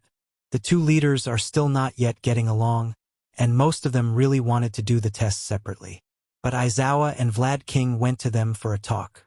A day before the test started. Anyone who will put another petition on separating the 2 class will automatically make you all failed your last test to take your hero license. And it appears to me that none of you bothers to read the narration of this test. Don't blame anyone if you can't deal to the other group, Aizawa coldly said to everyone, and all of them felt ashamed. Why we need to know the narration? I mean, we will only face 2 people. Minoma asked with a smug expression. And who said there's only 2 people in villain team? The only one Todoroki and Kendo saw is the 2 leader of villain team. It doesn't mean they are the only one who you will compete. Vlad King shouted in angry and everyone went silent. So you mean, you don't have idea how many opponents you have even after 1 month of preparation? Aizawa asked and nobody answered. He just sighs in disappointment. Even Vlad King is disappointed to the preparation they did. Figure out how you'll arrive in the site tomorrow, Vlad said and started to walk away. That's unfair. I thought UA will provide us a ride to go to the site. Uraraka angrily said. You can't treat us like this. We are the savior of this world. We deserve better. Mina screech. Aizawa looked at them coldly as his hair went up, and his eyes becomes red. Treating you like this? The villain team had rented their transportation because it was in the rules. UA will not provide any of the teams their resources in exemption of support upgrades. So, you're telling me you didn't read the rules carefully? Aizawa coldly said, and everyone shut up again. It's fine guys, I'll just call someone for our ride, Momo said and everyone agreed. Good luck then. We will still go to villain team for some updates like this, Aizawa said, and everyone nodded. Shoto gritted his teeth as he looked at Koda. Koda, send some bird to find out all about the villain team. And spied to them, he ordered. Was that too late? Kendo asked and Shoto just glare at her. It's your fucking fault too, Shoto angrily said. Kendo just rolled her eyes. Don't wash your hands too. And another argument started making the birds confused to what to do. Hisashi Shigaraki Aka all for one is a quietly complicated person. He wasn't a saint but he wasn't evil either. He considered himself a villain, he did a lot of crime, manipulate people, heck. Furthermore, he did so much experimentation in human body too. But nobody really knew him well and didn't manage to read him until the octopus mutant, who took his title as #1 villain. Kuro-sensei, that person managed to read him, torn down every wall he built within himself that mask his true intention. Those bad deeds he did is a mask to what he really planned. Utopia for someone like him, a broken piece that everyone ignores when they ask themselves. People to try to fit, but society will not accept. He's been there, and he doesn't want to go back there. That octopus is also the reason he met his brilliant, sly, manipulative yet kind and loving son. The war that kills thousands of people. He really thought his son will immediately stop it. He was capable of doing that, but he was confused when he didn't. During the war, Hisashi knew someone is saving some civilian. He knew it was his son's group. It's like they let control chaos to occur. They let those they want to be killed and save those that they didn't want to. He still doesn't know the reason, but who is he not to continue it? Then after the heroes really look like going to lose, their group stop him immediately. Just like his prediction on how easy it would be if Izuku wanted to stop him. He stopped the war within half an hour, battling with him without creating much damage than it was. After the war, both of them lie low. But this month, Izuku certainly will be creating a war, and he was excited to see it. Today is the day that they will go to the site. The villain team didn't sleep at all and was now grinning. Exactly 12 o'clock midnight, they enter the site. Without a word, even some of them wasn't wearing their costume. After they parked the cars and motorcycles, 10 of villain members spread out carrying C4 and immediately put them to the place that will not have much people. But they definitely put numerous bombs to the agency building of the hero course. They will certainly be going to bomb it at the end of the test. The others just settle down and sleep for a moment, since they don't have planned to do anything. 5 a.m., Yada and Nakamura started their work. Talking to the student is the task that they had. Yada was assigned because of her quirk, convince. She could convince people to anything she said using manipulative words. But if the other parties have a strong will than her own, it will be useless. Nakamura, on the other hand, had a sound imitation quirk. It allows her to perfectly copy the sounds she could hear. This is the reason she could perfectly learn many languages from Irina. She thought it was useless, but now it's extremely useful. She found out using some social experiment that those who have accent actually look to be more professional to the majority. Furthermore, She needs to use her accent dealing to the students. After 3 hours, they manage to get so much help. It turns out, numerous students from other courses don't like how heroic courses become really arrogant. And because of this test, they are sure that the hero course students will learn their lesson. The two can't help but to grin, and all of them went back to their base. At the observation room, all the UA staff is comfortably sitting to a couch. The place is a closed-door observation room, and there is some bed in the other room since they will be staying in the place. They start this early? Midnight asked, confused. She just got there and saw that 2 of the villain team members are already talking to the students who just spreading out to the fake city. Actually, they started in midnight. Some of them spread bombs to secluded place and put bombs to the hero agency, Izawa sleepily said. Really? Present Mike said in shock. Izawa nodded. By the way, this is Tadayami Karasuma and Irina Jalevic, both an agent of military defense. They train the villain team while staying here, Izawa sleepily said. Clearly was forced to introduce the two. Pleased to meet you all, Irina said with a smile clinging to Karasuma, who's still in his straight face. Midnight looked at her from head to toe. I love your outfits, she said, and grin. Irina chuckled and grinned too. You're too. I did dress more bold before, but it seems like those kids managed to destroy my wall, she said as she went next to Midnight and started a conversation. The others took some snack and some was just waiting. The time that the bus of hero course enter the fake city is the time that everything gets interesting. Everyone in the hero team are all sour. They don't get the information they needed. And now, most of them felt underprepared and started to blame each other. The two groups are ready to start to argue when someone said something. Guys, look, there are students outside, Mina excitedly said. Why they are here? Are they welcoming us? Kirishima asks, confused. But it was answered when someone throws an egg and rotten vegetable to their bus. Just what the fuck? Shishida shouted. His temper is rising, too annoyed to what he saw. What's the meaning of this? Kendo asked in shock. We don't know, Komori replied. Jiro, find out what's going on, Shoto said, and Jiro immediately nodded. Jiro put her earphone jack to the glass window and hear the voices outside. Go back to where you belong, hero scum. We don't need you here. Go back to your office. We don't need heroes. We have 3E already. They are our hero. Go fuck off, hero scum. Burn in hell. Jiro was shocked to the amount of hate comment she heard as she gets really overwhelmed. This is the first time she got so many hate comments. What?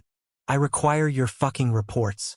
I don't someone who is an incompetent to my group, Shoto irritatingly said. They're shouting so much hate comments towards us. They said to go out of the city already. Some were actually below the belt, Jiro said, which shocked them. What? But we are heroes.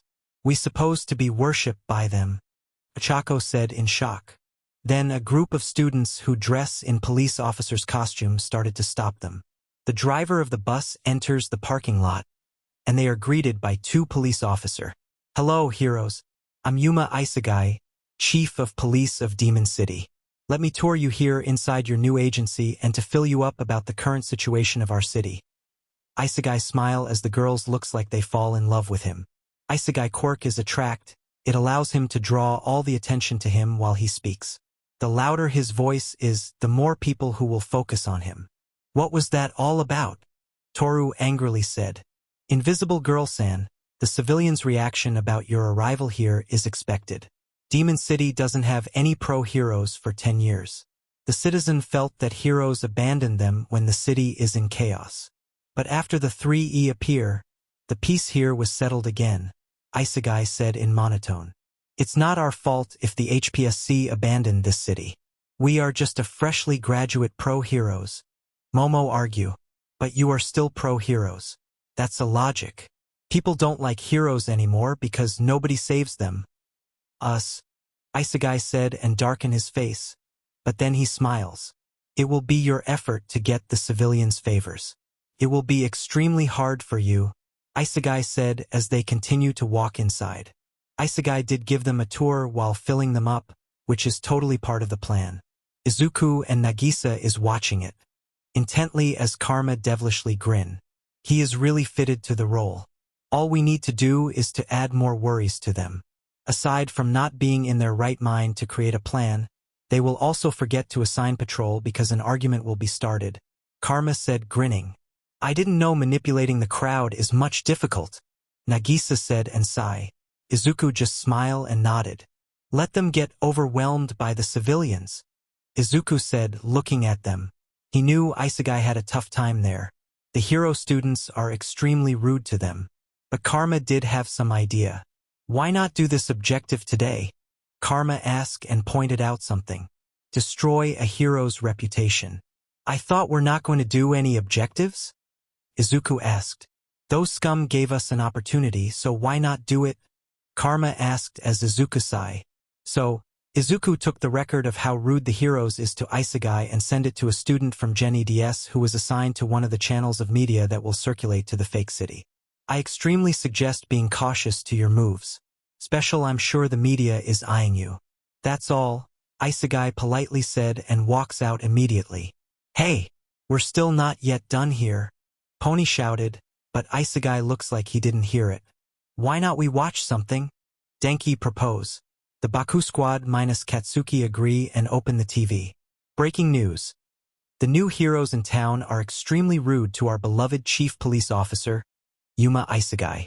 We just got an anonymous video of how the heroes act towards our esteemed chief police officer Yuma Isegai. The new heroes in town just entered our city not long ago. Chief Isegai was assigned to welcome them at the time of asterisk, a reporter said and started to play the video. It just happens not even an hour ago, and all of what they say could clearly be heard to it.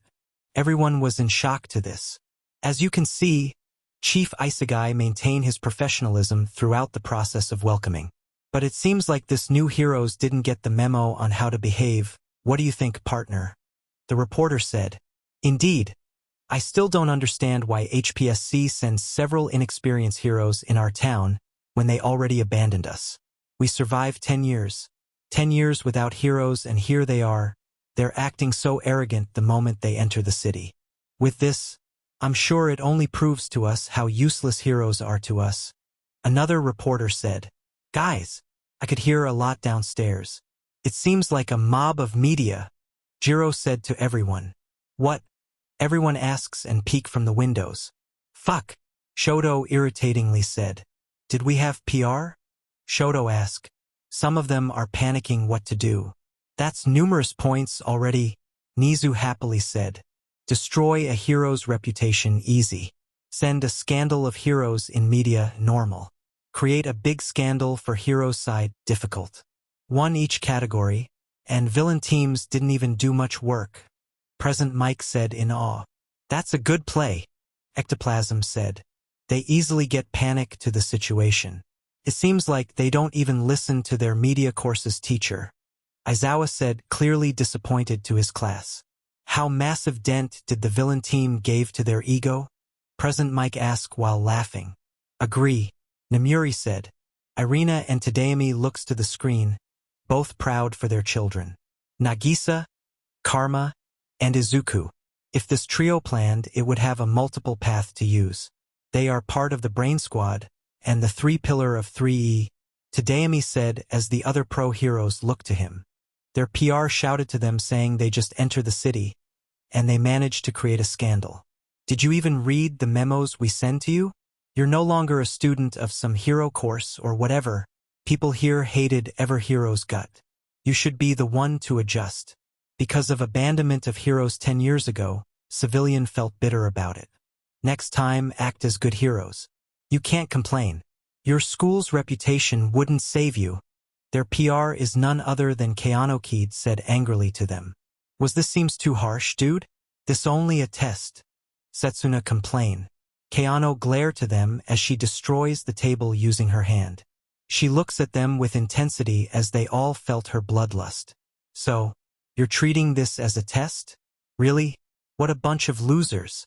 If I resigned here as your PR, nobody will accept this job again. This is not a fu-ing test. So treat this bullshit as one. Keanu shouted, which shocked everyone. I see. Kendo now realized this test is another level. She now understands even Momo, Tokoyami, Koda, Setsuna, Hananuki, and Reiko. I do apologize for all our trouble, but please help us to fix this.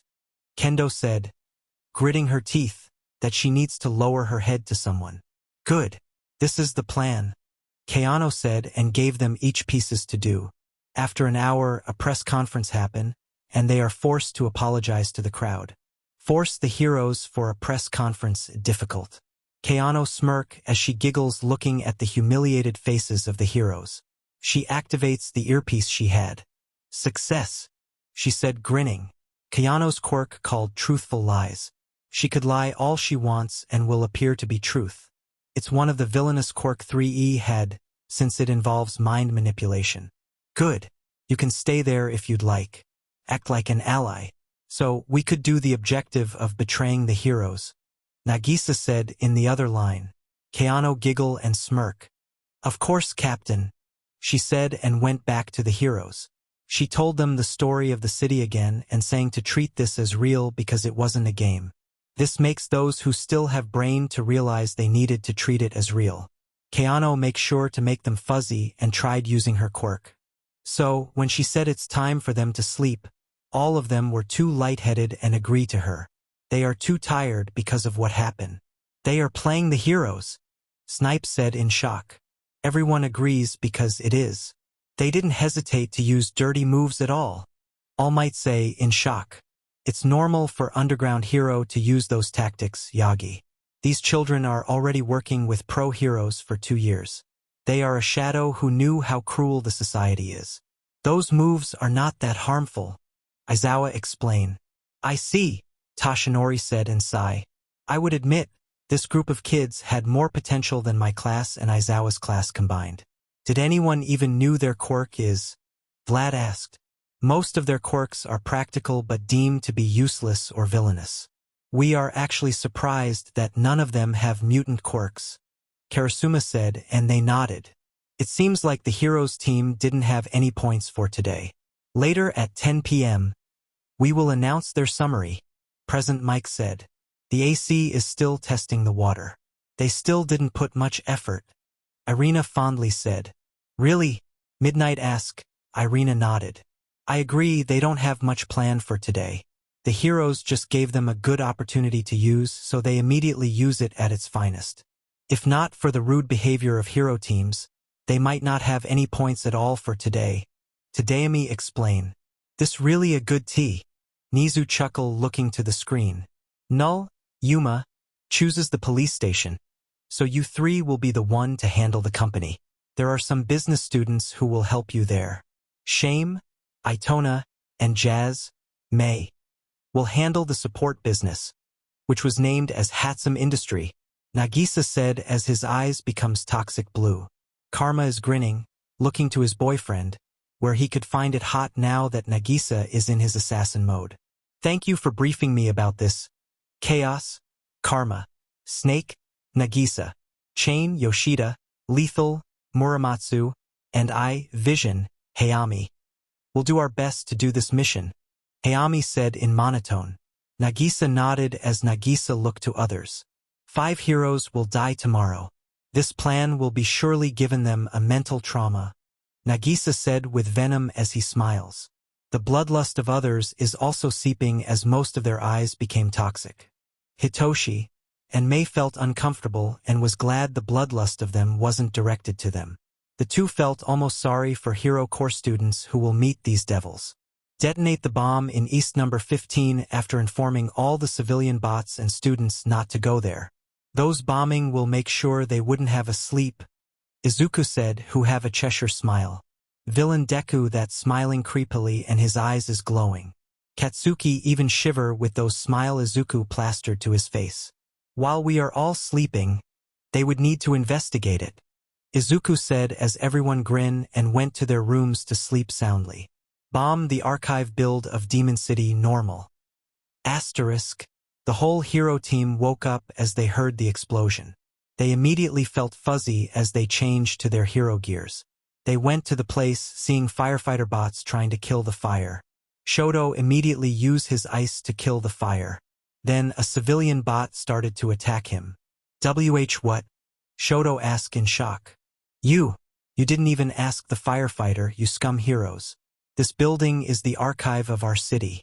There are numerous important documents inside. The fire is in the other side, and you put your stupid ice to the entire building. You are really scum. The civil bots said, trying to hurt Shoto. Shoto's temper rises and pushed the civil bots. Stop hitting me, you piece of tin can, he angrily said. Then the other civil bots saw the commotion. And because of this, the anger of the civil bots to them rises. They all throwing stones to them, forcing them to leave, which frustrate them more. We are just trying to help. You ungrateful fools, Shishida shouted. Shota frustratingly said shut up to him, and Shishida went quiet. You're trying to sabotage us. Look what you heroes scum did to the building. The papers inside will probably soak in water already. The firefighters are all careful not to put waters on that side. A civil bot shouted. The heroes team was forced to leave the site. Asterisk. All of them are facing Keano again, who really look pissed. Some of them are gritting their teeth in shame. Some were furious. What did I say a while ago? Keano coldly asked, but didn't get an answer. I told you all to be cautious to your moves. Civilian hates heroes, so you all should treat this delicately. It seems like you didn't even learn any lesson to your school, Keano said, as she looks frustrated. They are all ungrateful bastards, Kamakiri shouted. We save the world, and this is how they treat us, Toru complained. This isn't about you, Keano shouted. People here don't care if you save this goddamn world, because clearly you all didn't include this city. Heroes weren't viewed as savior here, but the 3E. Oh God, I didn't know you're all this stupid. Wake up. Heroes weren't a rainbows and unicorn job. You're too unlucky to be assigned here where people didn't worship heroes. Keano coldly said. I'll fix this mess one more time. But if you messed up again, I'll Fuinji resign. Keano said angrily to them. It was you who told us to all sleep, Chaco shouted. Everyone agreed as Keano chuckled. Seriously? Did you even study? No wonder it was your group who got dumped here. It's Fuinji protocol to assign groups for patrols from day shift and night shift. I thought you know about this? Have you all even know to read between the lines? Well, clearly not, because you tool my work literally, Keano said as she shouted to them. That's it. I'm Fuinji resigning. I can't handle you all. Keano throw the papers in the ground and walk out. Rude, Hagakure said and childishly stick out her tongue. Asterisk. It seems like all the people here are really into their roles, Momo shyly said to them. Yeah, and we need to cleanse them as they are possessing demons for not being thankful for our help, Ibarra said, whining the fact that they are all treated like that. Go analyze the narration, Yamamo, Shoto coldly said. Momo nodded as Shoto started to reread the narration. Shoto and Kendo for the first time agree to create a group for patrols and the shift. It all stopped when Present Mick's voice rang. It's 10 p.m. already, and I am now ready to tell you the summary of our first day. Heroes team totally had a bad start, but it's alright, we still have 2 weeks ahead, and it's not that bad. No members got eliminated to the hero team, with 38 out of 38 students. But they didn't manage to do any objectives for today. Present Mike announced. The hero students felt ashamed and disappointed to their performance. On the other hand, villain teams did have a pretty good start. The fact that they didn't even put much effort is really impressive. Villain team is still 32 out of 32 members with 5 objectives completed in total of 33 points. This is good because they have 1 easy objective, 2 normal and 2 difficult. Will the hero team manage to come back? Present Mike said, which shocked them all. 32 members, Kendo shouted in shock. But all the hero course student is in hero team, Jiro asked confused. Might be because of this, Tokoyami said and pointed out something to the rules and mechanics. It's allowed to both parties to recruit someone outside the hero course. Recruit just need to agree with terms. Those who participate outside hero course will have additional grade to their performance to all the subject. They widen their eyes in shock. This, Momo said in shock as Tokoyami sighed. Who cares? Not that the other students outside Hero Course are strong. Minoma commented. Can't you read between the line? Tokoyami asked, which earned him numerous glares. First, if you analyze those words, you will see how broad the rules are. It didn't say as long as they are a student of UA, or, in our grade level meaning not only they could recruit the Hero Course from first year and second year, they could also recruit outside the UA. Some rules have loopholes too. Like this one, Tokoyami pointed out another rules. Any parties were forbidden to ask for UA teachers' help for the test. The wording again was broad. We could ask help to adults outside the UA staff. Still, we could still acquire help from UA staff if we don't ask help for the test. You all give too much focus on something else and didn't read the rules, Tokoyami said, who really burst out in anger. Then we could ask for our teachers for help, Momo said, and grin. Too late because that rules is only valid until before the test started. Tokoyami answered back. Then why you didn't tell us about this? Shoji asked. Tokoyami sighed and looked to him. I tried 8 times but Todoroki-san wasn't listening, so I give up, he said and walked out of the room. The next day, Hero Team is certainly tired and didn't get enough sleep at all. They started their patrols, and they could see the civil bots and some students looking at them with contempt to their eyes. Hayami, who's in her complete costume, is now in one of the buildings having her sniper. Chiba, who's in the other side of the city, is also ready to shoot. I know I woke you all up immediately, but I want this 2 out of the game, Izuku said and puts down the 2 recommendation student of class 3B. This is Juzo Hananuki, hero name, Mudman. His quirk is softening. He can turn any object he touches soft, but it doesn't work on any living creatures. A second touch can undo the effect, Izuku said. He proceeds to tell them the weakness of him as Izuku then explains Setsuna. This is Setsuna Tokeage, hero name, lizardy, quirk lizard tail splitter. She can divide herself into parts and control them at will. Just like Juzo, he listed her weakness. Vision, Hayami, poison, Chiba. Who you will choose to the 2? Karma asked, grinning as his eyes becomes toxic. It only means one thing. Karma wants to snipe them both at the same time. I'll take care of Tokeage. With my quirk, even if she manages to split her body into pieces, the bullet will just follow it, Hayami said. I'll take care of Hananuki then, Chiba said with finality. Hayami's quirk is target projectile. It allows her to manipulate the bullet by locking up the target using her eyes. So, she is a perfect person to take down Tokeage. On the other hand, Chiba's quirk is pain details. It allows him to see what parts of body he needs to target to feel pain and will give him the pain details of someone if they are hurt. Why not kill that Yairuzu either? She's also a big threat, Nakamura asked. Oh Dame, Nakamura. It's too early to kill her. I need to stuck in her brain on how useless she was because of her insecurities in life, Izuku said and laughed, meaning he wanted to wear her out first before eliminating her.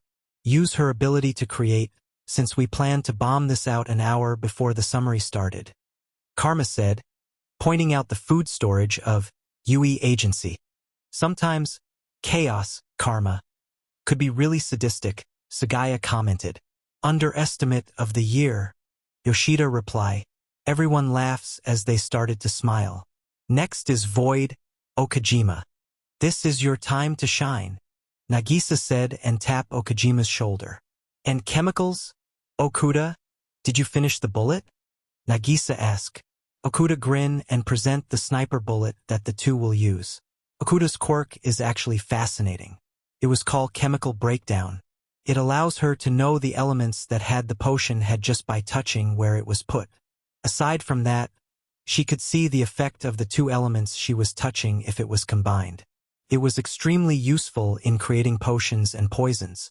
These bullets have fake blood, and a poison paralysis that will paralyze them the moment they got shot.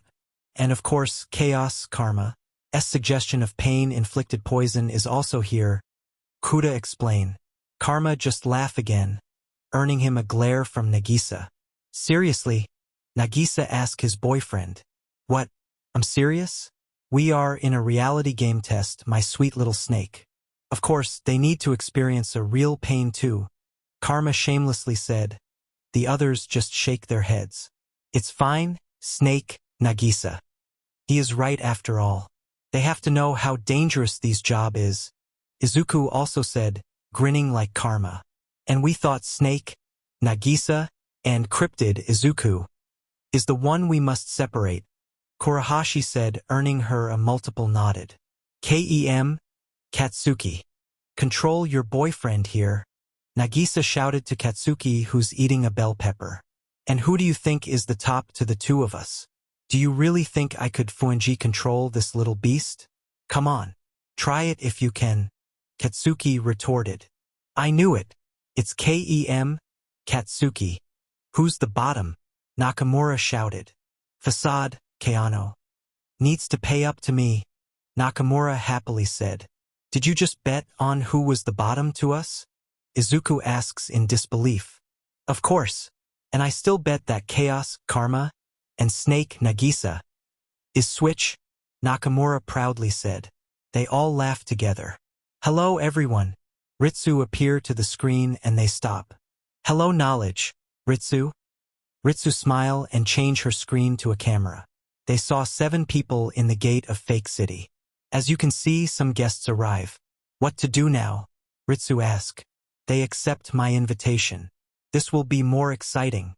Tell someone to bring them to Karoten Enterprises, Izuku said.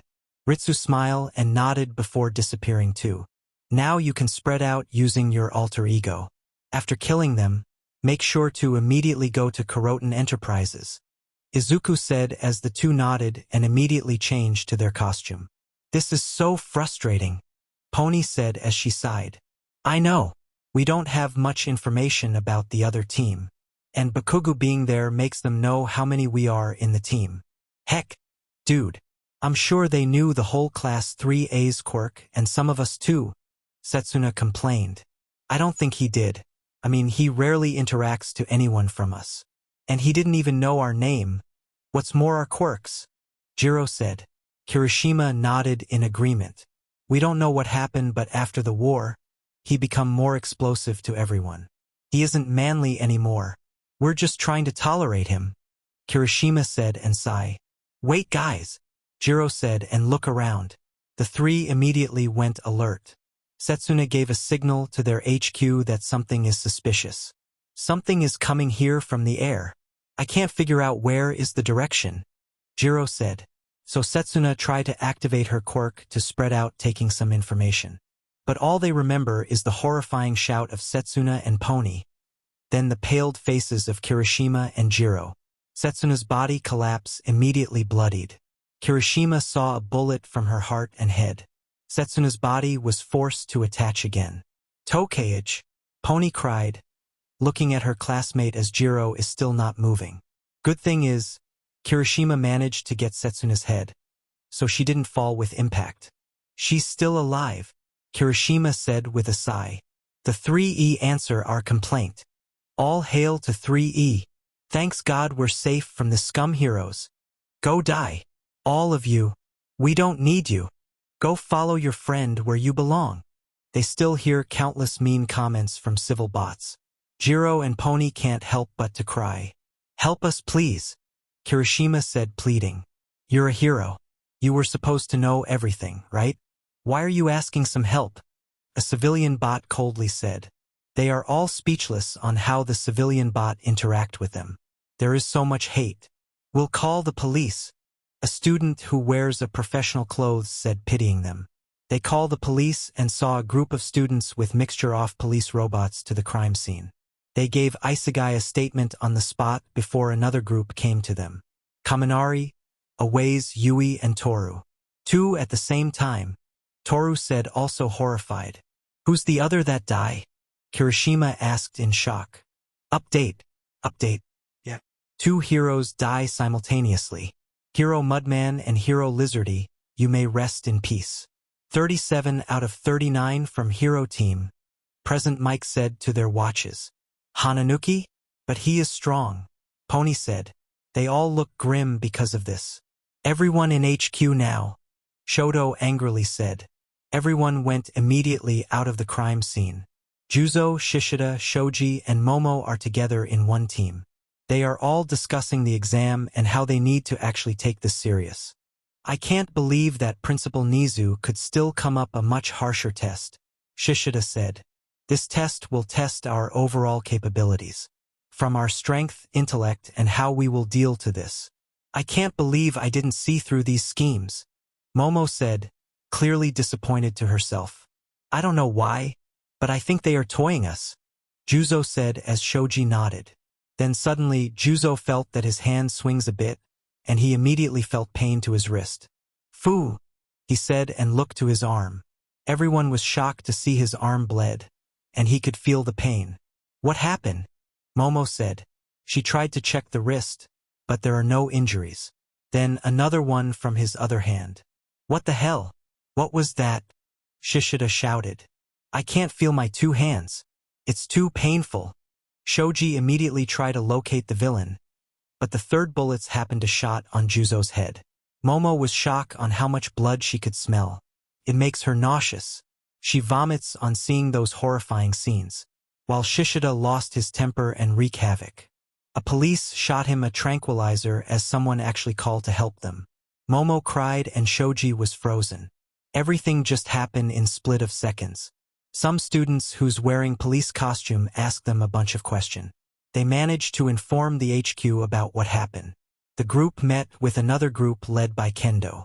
Then they all felt like they got splashed cold water to all of them to say there is another hero who died. 2 in 1 kill. The hero teams are all in a conference room. Shoto and Kendo were ready to start the meeting when the screen of the TV suddenly opened, which caused to take their attention. They saw Katsuki in full black soldier-like costume, wearing a hood, as he sat to the chair that looks like a throne. His knee was resting to armchair while his angle was resting to his legs. His left arm is resting to the armchair while his other arm, it was connected to his cheeks. His knee was resting to armchair while his angle was resting to his legs. His left arm is resting to the armchair while his other arm, it was connected to his cheeks. Hello heroes. Did you like my surprise? Katsuki asked with a grin. He chuckles, looking at them with mockery, only making the students angry to him. Shoto felt his anger rise, looking at the smug look of Katsuki. He should be the one who's looking down on everyone. My citizens are all complaining about what happened to the archive building. A building where they put all the important documents of this city. Not only you all destroy those essential documents, you also mocked our chief of police Yuma Isugai-san not long after you enter. Someone who dedicates themselves to take care of my beloved city, got hurt physically and mentally. Katsuki is delivering his speech with so much power. What's more shocking is he never cursed at all. He looked like a prince, delivering his speech to his enemies. I really thought we could get along. I let my people, my citizen, to welcome you properly. But it seems like I gave my grace to wrong people. My citizens are all complaining. So, I will give you a deal, leave the city and we will spare you.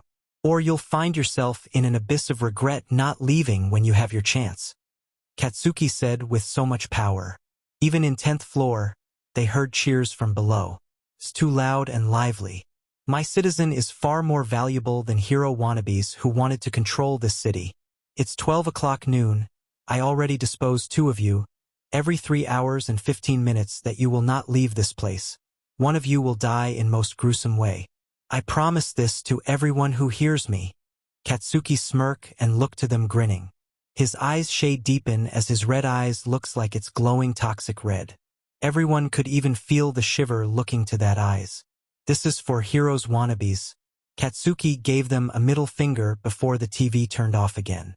Shoto is definitely angry. He destroyed the TV using his eyes glaring to it as those who were next to the TV immediately stand up already expecting it. Is that really Bakugu? All of them thought at the same time. A student who's portraying as their secretary knocked on the door. It was Kaibara who opened it. Hello Pro Hero Spiral? There is a photographer at the front desk that have an appointment for today. The secretary opened the objective book and pointed an objective form easy task.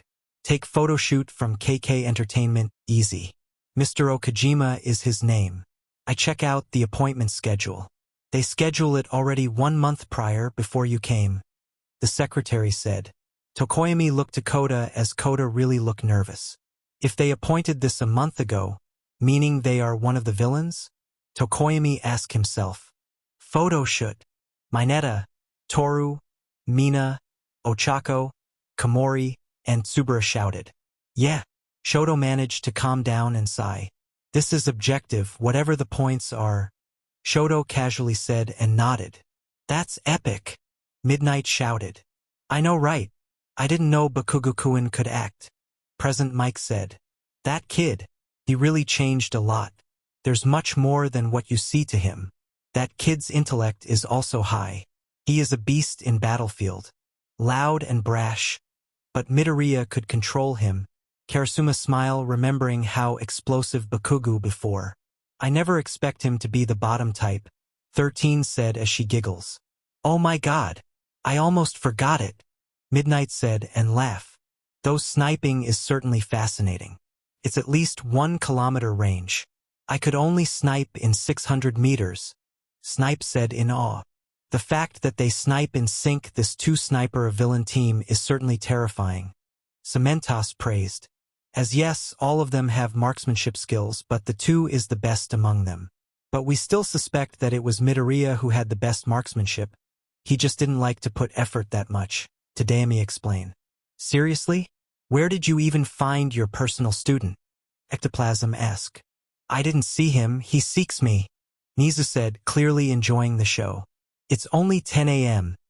and they already finished this much objective at once. Vlad King said in awe. They could see how efficient everyone is. Rob the Pearl Bank, normal. Steal the core of All Might in most secure museum, difficult. Kill a hero, normal. Shot someone from the heart, normal. Shot someone from head, normal. Jaywalking, easy. Vandalism, easy. Destroying abandoned building, normal. Betraying someone from same group, difficult. Invade the mayor's mansion, normal. Steal the mayor's family heirloom, difficult. Drown a villain bot, normal. This group is a beast. That's for sure. Hound Dog said and sighed. The villain team spread to do their task. They immediately do those they think that too easy for them. Yada is the one that robbed the Pearl Bank thanks to Ritsu. Sosuke did the vandalism and jaywalking. He was bold enough to paint something to Yui Agency's wall. Karma is the one who invade and steal the heirloom in Mayor's mansion. Terasaka is the one who drowned not just 1 but 10 villain bots in the lakeside. Nakamura did the betraying someone from the same group by pranking Maihara. Hayami did to shot someone's heart, while both her and Chiba shot someone from head. They are also the one that kills a hero. Mei is the one that bombed an abandoned building. Then Katsuki and Izuku stole the core of All Might from the museum. They are all doing this while Okajima is in the process of kidnapping a hero. Target Minoru Minetta. Let's take a lunch first. Guys, good job, Hara said in their earpiece. Yeah, let's continue this later while Void Okajima is in mission. Just leave food for him, Izuku announced and everyone nodded. I thought it will be difficult to do this? Aizawa asked 13 who pointed an objective that villain team just finished. Betraying someone from same group, difficult. I don't realize how simple it was, 13 said and blush. She's the one who wrote that objective. Technically, it's difficult. Especially this objective is also one of the hero's objective, Nezu said and everyone looked at him. Betraying someone is certainly difficult. But the words you put had a loophole, you didn't put in what way they should betray their teammate. Villain team clearly see those loopholes. So Nakamura-san completed the objective when Maihara-san trust her not to prank him. It's a betrayal because one party put trust and one party broke it. That's the core of betrayal, right? Nezu asked and they all realize he is right. Clearly, the villain team think outside the box. Aizawa commented. They are in process of something again. And they are in break. Irina said as she smirked to what Okajima is doing. Okajima's quirk is photography snapshot. It allows him to perfectly get a picture using his finger. But his quirk is also one of the villainous quirk that 3E have. Why? Because Okajima could adjust the flash of his camera that he could make someone blind because of the light. It's a perfect quirk for his hobby. However, most of those who knew him didn't like the fact that he could make someone blind. Occasionally, he hated his quirk, but because of Koro-sensei, he learned to love it. He started using his quirk again for photography. Although, of course, in some mischievous times, he could also use it. He finished an objective of taking photos of all the heroes under easy task. Nonetheless, when they finish, he talked to Minetta. According to Katsuki, Minetta is a pervert like him. So, he lured him using some pictures. He made sure none of the other heroes will see them interact until he lured them to a corner where they wouldn't be seen by any students or civilian bot. Then he snapped a flash enough to temporarily blind Minetta and knock him up. "I'm glad he is small," Okajima said to himself and put the unconscious Minetta in a sack. "Welp, good luck to you," Okajima said, grinning as he put Minetta in his trunk and drove back to their base. He did 2 objectives at one, and then put Minetta in a cage. Another objective to their side. Jailed a hero normal. Taking photos of all the heroes easy. Kidnaps a hero difficult. "Hey, Void, Okajima, come and eat with us," Yoshida shouted. He grinned and joined his family. It's 1:30 p.m. already. Izuku and Katsuki both went to Kuroten Enterprises with Hayami, Muramatsu, and Yoshida. They met the 3 people he invites to join as guest. It's none other than the former Big Three, Nijire, Tamaki, and Mirio. There are still 4 people to meet, but they separate them all together. "Hello Pro Hero Nijire-chan, Pro Hero Lemillion, Pro Hero Sun-Eater," Izuku said with a smile. "Oh, hello Cryptid," Mirio greeted with the same warm welcome. "Hello, hello, I'm Nijire Hato. Nice to meet you all," Nijire giddily said. Tamaki said uncomfortably. "Well, I didn't know Principal Nezu will do this game again. I mean, this was stopped 4 years ago. Too bad, we don't actually experience this," Mirio said, and laughed. Lemillion is the successor of All Might. Izuku already knows it since he worked with him and accidentally connect the dots. Izuku helped him improve the OFA in short span of time using his godly analysis. It is also the reason the two were close. The fact that Izuku asked for his help certainly makes him excited to help. "I'm truly thankful that you decided to help me with this," Izuku said with a smile. "Oh, this is nothing to compare to what you did to help me. Besides, it's good to actually enjoy for every so often. It's been a while since the last time I see them. I just heard the problem from the letter. I didn't know the class had changed drastically," Mirio said in shame. "It's fine, Lemillion, that's why we are here to teach them," Izuku said.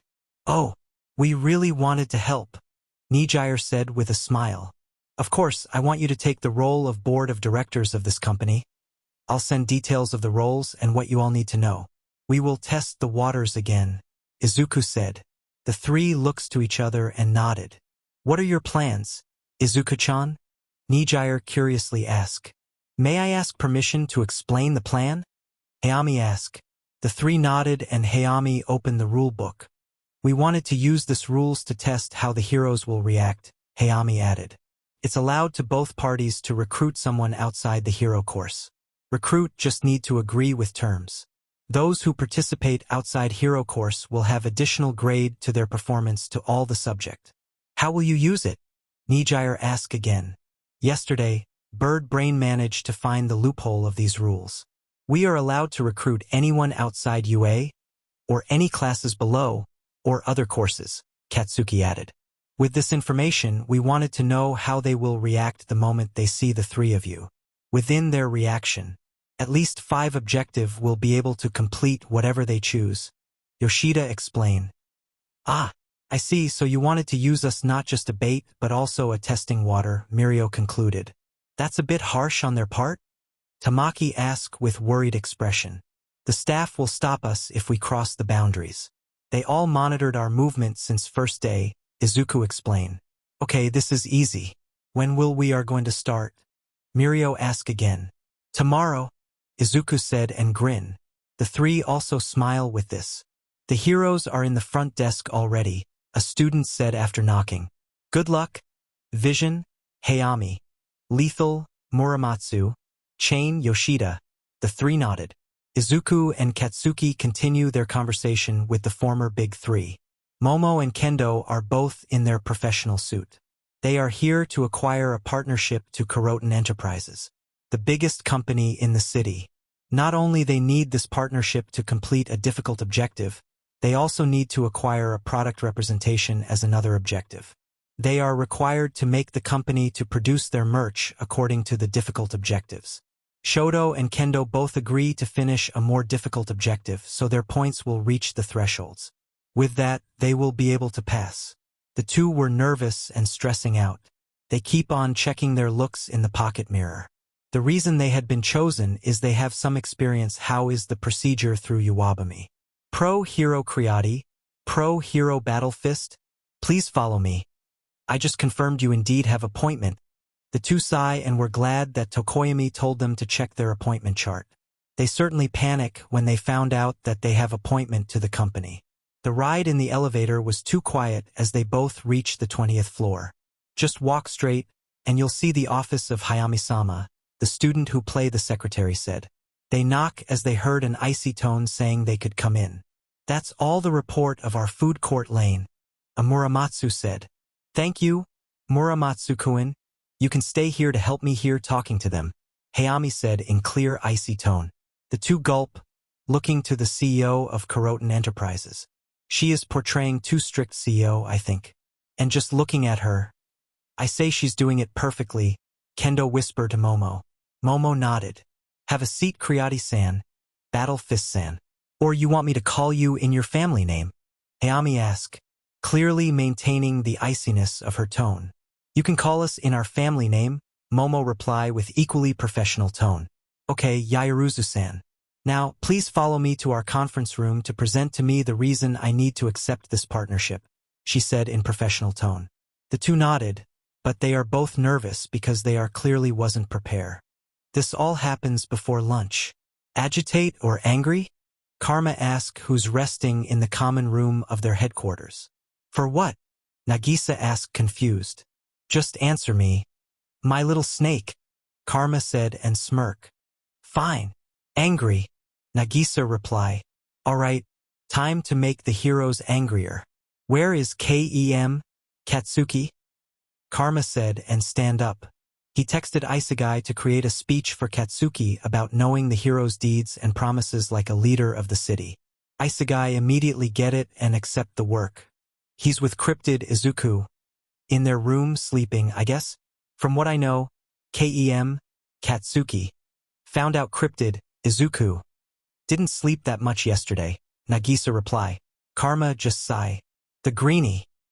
He overworked himself again, Karma said sighing. Anyway, let me see what are they doing. Karma went to Katsuki's room to check if they are there. But no one is inside. So, he directly went to Izuku's room and saw him there with Izuku sleeping on his lap. What are you doing here? Katsuki calmly asked. I need you to do a video, Karma said. Katsuki frowned and looked to him. For what? Katsuki asked again. To make the hero course angrier, Karma replied. Katsuki paused a bit until Izuku woke up. Are you good? Katsuki asked. Izuku nodded as he already slept for 2 hours. What happened? Izuku asked. Karma explained his plan to the making Katsuki look terrified to the two grinning devils. No, no, no, fucking no. Katsuki practically knew what's happening, and he will not deal it. Please, Izuku cutely said. Come on, let dress you up a bit. Karma said, grinning, and let Katsuki saw a pink dress. He looked to him horrified, remembering the time that Karma practically tortured him using this method. Fucking no. He created a small explosion and immediately run away from the two. He didn't even know where the dress came from. No matter how much submissive he was to Izuku, he will not dress any girly things. He run even if he knew these two will be able to reach them. Come one, Katsuki. This dress is good for the video, Karma said, laughing as he looked at the terrified face of Katsuki. It is safe to say that Katsuki was scared to certain movement of Karma when it comes to interacting to him. And this action is one of them. Karma Akabane. Stop this an instant or I'll do something you will not like. Katsuki shamefully hid behind Nagisa, which makes Karma made a sad face. Damn, I'm close, Karma said as if he regrets something. Izuku laughs at their antics until he gave Katsuki a pair of the villain costume he made for them. What about this? Will you wear this? Izuku asked, looking with cute eyes. Katsuki sighed and accepted the clothes. He sighed again in relief that Nagisa practically saved him from wearing those shameful pink dress. But then he heard the bickering of the two. Karma just changed his target to Nagisa. Katsuki changed his clothes and went to the common room. He saw Sagaya, Nakamura, Okuda, and Kurahashi setting up the side of the common room with thrones, backgrounds, lighting, and camera. He also saw Mimura and Hitoshi in front of camera. Oh, Katsuki is ready, Mimura shouted to everyone. So all of them grin and make his seat to the chair, which really confused him. What the fuck is the meaning of this? Katsuki asked, confused. We need something to make the heroes angrier. I'm sure they be angry the moment they saw your face, Karma bluntly said. Agree, especially on how pathetic their first day is, Nakamura said, fixing the side background. You just need to act as if you're good king, which is by the way wasn't truth. You'll read those lines, Karma said and pointed out the big paper which had the speech. Katsuki read the speech and frowned. Why there isn't a fucking curse? Everyone looked at him with disbelief. Seriously? That's only what you complain at? No curses, Kaken. Then I'll reward you of something. Izuku winked to him, which makes Katsuki flush in embarrassment. Hehe. Bakubottom is showing. Look, Nakamura teases. Katsuki angrily shouted to him, but Nakamura just laughed. They shoot the video and were really regretful that Keano wasn't with them. Then he added something in the last part. Mimura tried to say that he will not include it in the editing, but Karma told him to add it, which earned him a grin from Katsuki. Nagisa, who keeps on sighing at the corner because Karma managed to force him on dressing up as a girl again. Mimura's quirk is visual editing. He could edit any videos into something he wants into fast pace. And thanks to Hitoshi, who was also good at editing, 10 minutes and the video finished. Momo and Kendo started to be really nervous looking to three people in the conference room, especially the acting CEO. Their piercing eyes, suffocating both of them. The two keep checking their eyes as they speak. They are like a predator waiting for their prey. Please stop, Yaoruzu-san, Kendo-san, Hayami said, looking really bored to the two. Yes, Hayami-sama? Momo asked, completely terrified, although she is trying to calm herself. Kendo is no better than her. Everything looks normal, nothing is wrong. But the air, the atmosphere is too heavy to be handled by the two of them. They both didn't realize the three, Hayami, Muramatsu, and Yoshida, are all leaking a bloodlust. We accept this meeting completely, expecting something that will catch our eyes. I'm sure you two are completely aware of the hate that heroes are getting here in Demon City. Hayami started. Yes, ma'am, Momo and Kendo said and clenched their fist. So we thought you'll be able to come up with some solution so we could do this partnership. Something that will attract the people so they will start to look you in light. But this presentation seems to be a slap on our face. The fact that we risk even meeting you two is already giving you grace. Hayami icily said as her eyes gets more deep and toxic. But madam, Kendo can't complete any sentence anymore. She was aware about their lacking. Of course, they speed up this presentation. Madam, please allow us more time to do this. We will do better, Momo desperately said. Yaoruzu-san, Kendo-san, will you leave first? We'll talk about this first, Muramatsu calmly said. The two nodded, completely down the moment they went out. What are we going to do? This partnership, we need this for our objectives, Kendo whispered. Momo sighed, even her don't really know what to do. It's already 2 p.m., and they still don't have that much of an objective. They waste 2 days and was really at lost. They are underprepared. And Momo can't also remove the fact that they underestimate the enemies. She agreed to Juzo, the enemies are all toying them. Then, after waiting a bit, Kendo and Momo paled when they heard the voice of Present Mike. Hey, Hey, it's time for update, yeah. Another hero died in the middle of the crowd. Who knew how bold the villain team to kill someone in broad daylight and in front of crowd? Pro hero Tsukuyomi is out of the game. It seems like one of the leader of villain team is keeping his words exactly 3 hours and 15 minutes after the video announcement appear. A hero died. 36 out of 39 from hero team. Present mic announce and both of them paled. He wasn't kidding. He'll kill every 3 hours and 15 minutes. Momo said really horrified. A lot of what-ifs started to float on the two's mind. What if they are the next? What if they'll be really killed? Yaoruzu-san, Kendo-san, please enter. The two quietly went inside. They are both stressed out to what they found out. They can't focus anymore. Yaoruzu-san, Kendo-san, we decided to give you another chance. Please remember that we are taking risk of this deal. I'm sure you're well aware of the heroes standing here. By giving you partnership means we're risking of taking blows to our company. Business is business, Yaoruzu-san, Kendo-san. So please make a worthy proposal tomorrow same time, Yoshida explained. The two sigh in relief, at least they have a chance. We understand, Kendo said. I hope we won't regret giving you this chance, Muramatsu added. The two bow before Hayami dismissed them. They all look stressed out, Yoshida said and chuckle. I wonder how epic their faces tomorrow? Muramatsu grin as Hayami sigh. This is getting me exhausted, Hayami said and leaned to the seat. Well, we gave them hopes, but we'll shatter it tomorrow. Not only it will toll them physically but also mentally, Hayami concluded. Just say they wanted to fucked up their brain, Muramatsu added and laughed. So, who will torture this grape fucker? Katsuki asked, looking at the terrified Minoru. It's been 2 hours since he was kidnapped and caged to the villain headquarters. Izuku, Katsuki, Itona, Terasaka, and Karma are all in front of him. Why not beat him up? Damn. If I activate my quirk, his bone will shatter immediately, Terasaka suggested. It only makes Minetta struggle and trying to scream. But his mouth got sealed off. Terasaka's quirk is Berserk. It allows him to transform into monster base on his anger level. The more angry he was, the more power he could tap to himself. It's like Shishida's quirk, but without the drawback of losing his rational capacity. I have an idea, Izuku announced as his eyes shine. What was it? Itona asked. Izuku looked at Karma and signaling him while grinning.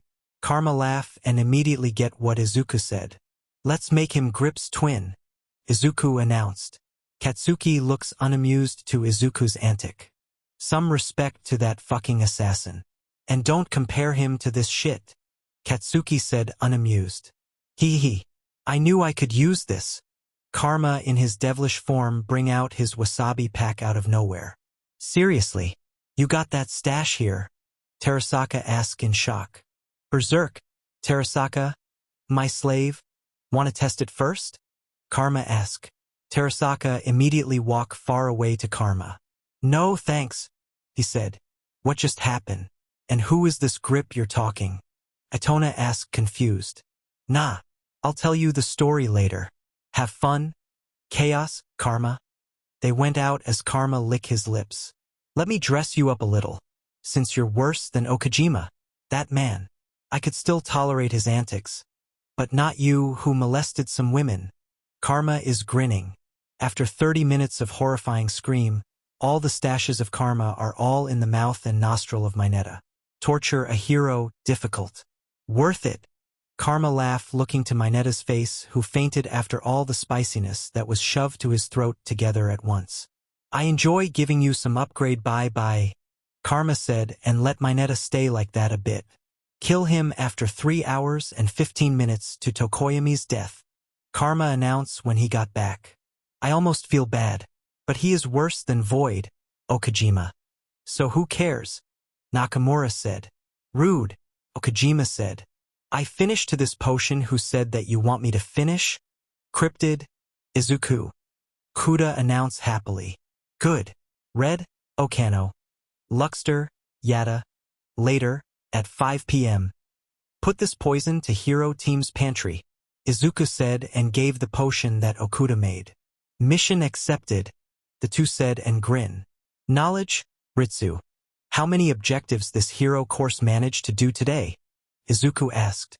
Ritsu appeared to the screen and saluting to him. Knowledge reporting. They managed to finish 15 objectives. 10 easy, for normal and 1 difficult. Ritsu immediately reply. Seriously? Their objective is easier than ours. Why are the hell they struggle? Katsuki asked in shock. Mostly because of their emotions, Keano said, who just enter their headquarters. Their emotions are all messed up that they can't think properly. Plus the lack of sleep they had due to what happened yesterday evening. I am surprised none of them investigate what happened to Archive Building after the fire got killed, Keano said and sigh. And they can't work under pressure? How did they manage to reach 3rd year then? Itona asked. Keano just shrugged. Then let's take advantage of this, Karma announced, and all of them grin. Tokoyami is really frustrated. He tries to talk to Shoto about doing even though small objective, but Shoto only gives him a cold shoulder and said, why would I do something trivial like this? Difficult objectives are far more important than that. They are all arrogant, which frustrate him terribly. So, he asked for some of his classmates to tell them about his plan. Surprisingly, 4 of them answer his text. Koda, Shoji, Rikido, and Ojiro. They knew Tokoyami was right, but all of them had no voice at all. Ojiro was pressured by his girlfriend, Toru, to do those things he hates. Shoji, Rikido, and Koda are all bends out of peer pressure. They all grew up without friends, so if they didn't act like them, they might be kicked out of the circle. They all suffer in quirk discrimination before. So, when the class got close together, they are happy. But even them knew, after the war all of them become really arrogant. Now, these 5 people went out without permission to Shoto and do some objectives. They all wore an earpiece and went out while most of their teammates who don't have some task from Shoto and Kendo just doing nothing to their agency. 3 hours after the major 2 killings, Tokoyami managed to finish 3 easy tasks which he thinks wasn't. It was helping an old civil bot to finish walking to pedestrian lane and to give an autograph. A group of civil bot teen had saved by him from robbing them. Because of this, the teens changed their opinion about him and asked for his autograph. He felt a bit shy, but he internally smiles as he gave them all an autograph. The last easy task is to listen to a civil bot complaint and help them. He found one of the civil bot complaining about a parking lot problem and immediately helped them to talk about it. Koda managed to finish 1 easy and 2 normal objective, which is a bit of surprise. That was helping a cat to go down a tree for easy, help the zoo to tame some of their animal, and identify the concern of the zoo. Rikido finished 2 easy and 1 normal. That is stopping a mugger for normal, help someone to stop a kid from crying, and help an old lady/man to carry her/his groceries. Shoji finished for objectives 3 easy tasks and 1 normal. That was stopping villain bots robbing a small bank for normal, make someone happy, help a kid who got lost, and help a drowning bot. Tokoyami looked to the objectives they managed to finish. Their points are now on 50 points. Higher than the points of villain yesterday, which he sighed. Let's see, Tokoyami said, and take out the list. Take photos from KK Entertainment, easy. Helping an old civil bot to finish walking to pedestrian lane, easy. Give an autograph, easy. Listen to a civil bot complaint and help them, easy. Helping a cat to go down a tree, easy. Help someone to stop a kid from crying, easy. Help an old lady/man to carry her/his groceries, easy. Make someone happy, easy. Help a kid who got lost, easy. Help a drowning civilian bot, easy. Help the zoo to tame some of their animal, normal. Identify the problem of the zoo, normal. Stop a mugger, normal. Stop villain bots from robbing a bank, normal. So far, they have 10 easy tasks and 4 normal with overall 50 points. He was sure that villain team will also do some task for today, so he doesn't know whether this was enough or not. But he was sure it wasn't. Just his instinct telling him. He didn't realize that it's only 3 minutes before 3 hours and 15 minutes after the double shooting. Pro hero Tsukoyami. Tokoyami looked and saw Isegai with a smile. They met in the middle of crowd. He was smiling as usual, but his instinct told him to run. He doesn't know why. Chief Isegai? He asked. Isegai laughed and said, You need to die, Isegai whisper. All he could just remember is 2 shot from his shoulder. He was paralyzed and could feel the pain from both of his shoulder. Slaughter Hara did her job. Why don't you do another difficult objective, pro-hero Tsukuyomi? Isegai asked with a glint of danger in his eyes. He could hear the others screaming as Isegai calls an ambulance. Chief Isegai, you are one of the villains, he shouted. Isegai laughed, and he heard a ting from his watch before his consciousness blackout. Identifying one of the villains' identity. Difficult. Then Present Mike gave an update. You're awake. Glad to see you. Juzo said he looked at the surrounding and saw he was in a room. Dude, are you okay? Setsuna asked. Tokoyami just nodded. He felt ashamed that he couldn't do anything. Don't feel ashamed, and you should be glad you got out immediately.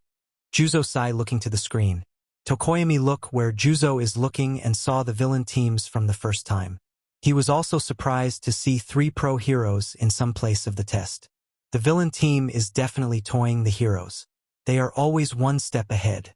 They do the task efficiently while making the heroes look like a fool, intentionally giving opportunity to them, but will also strike out for their gain.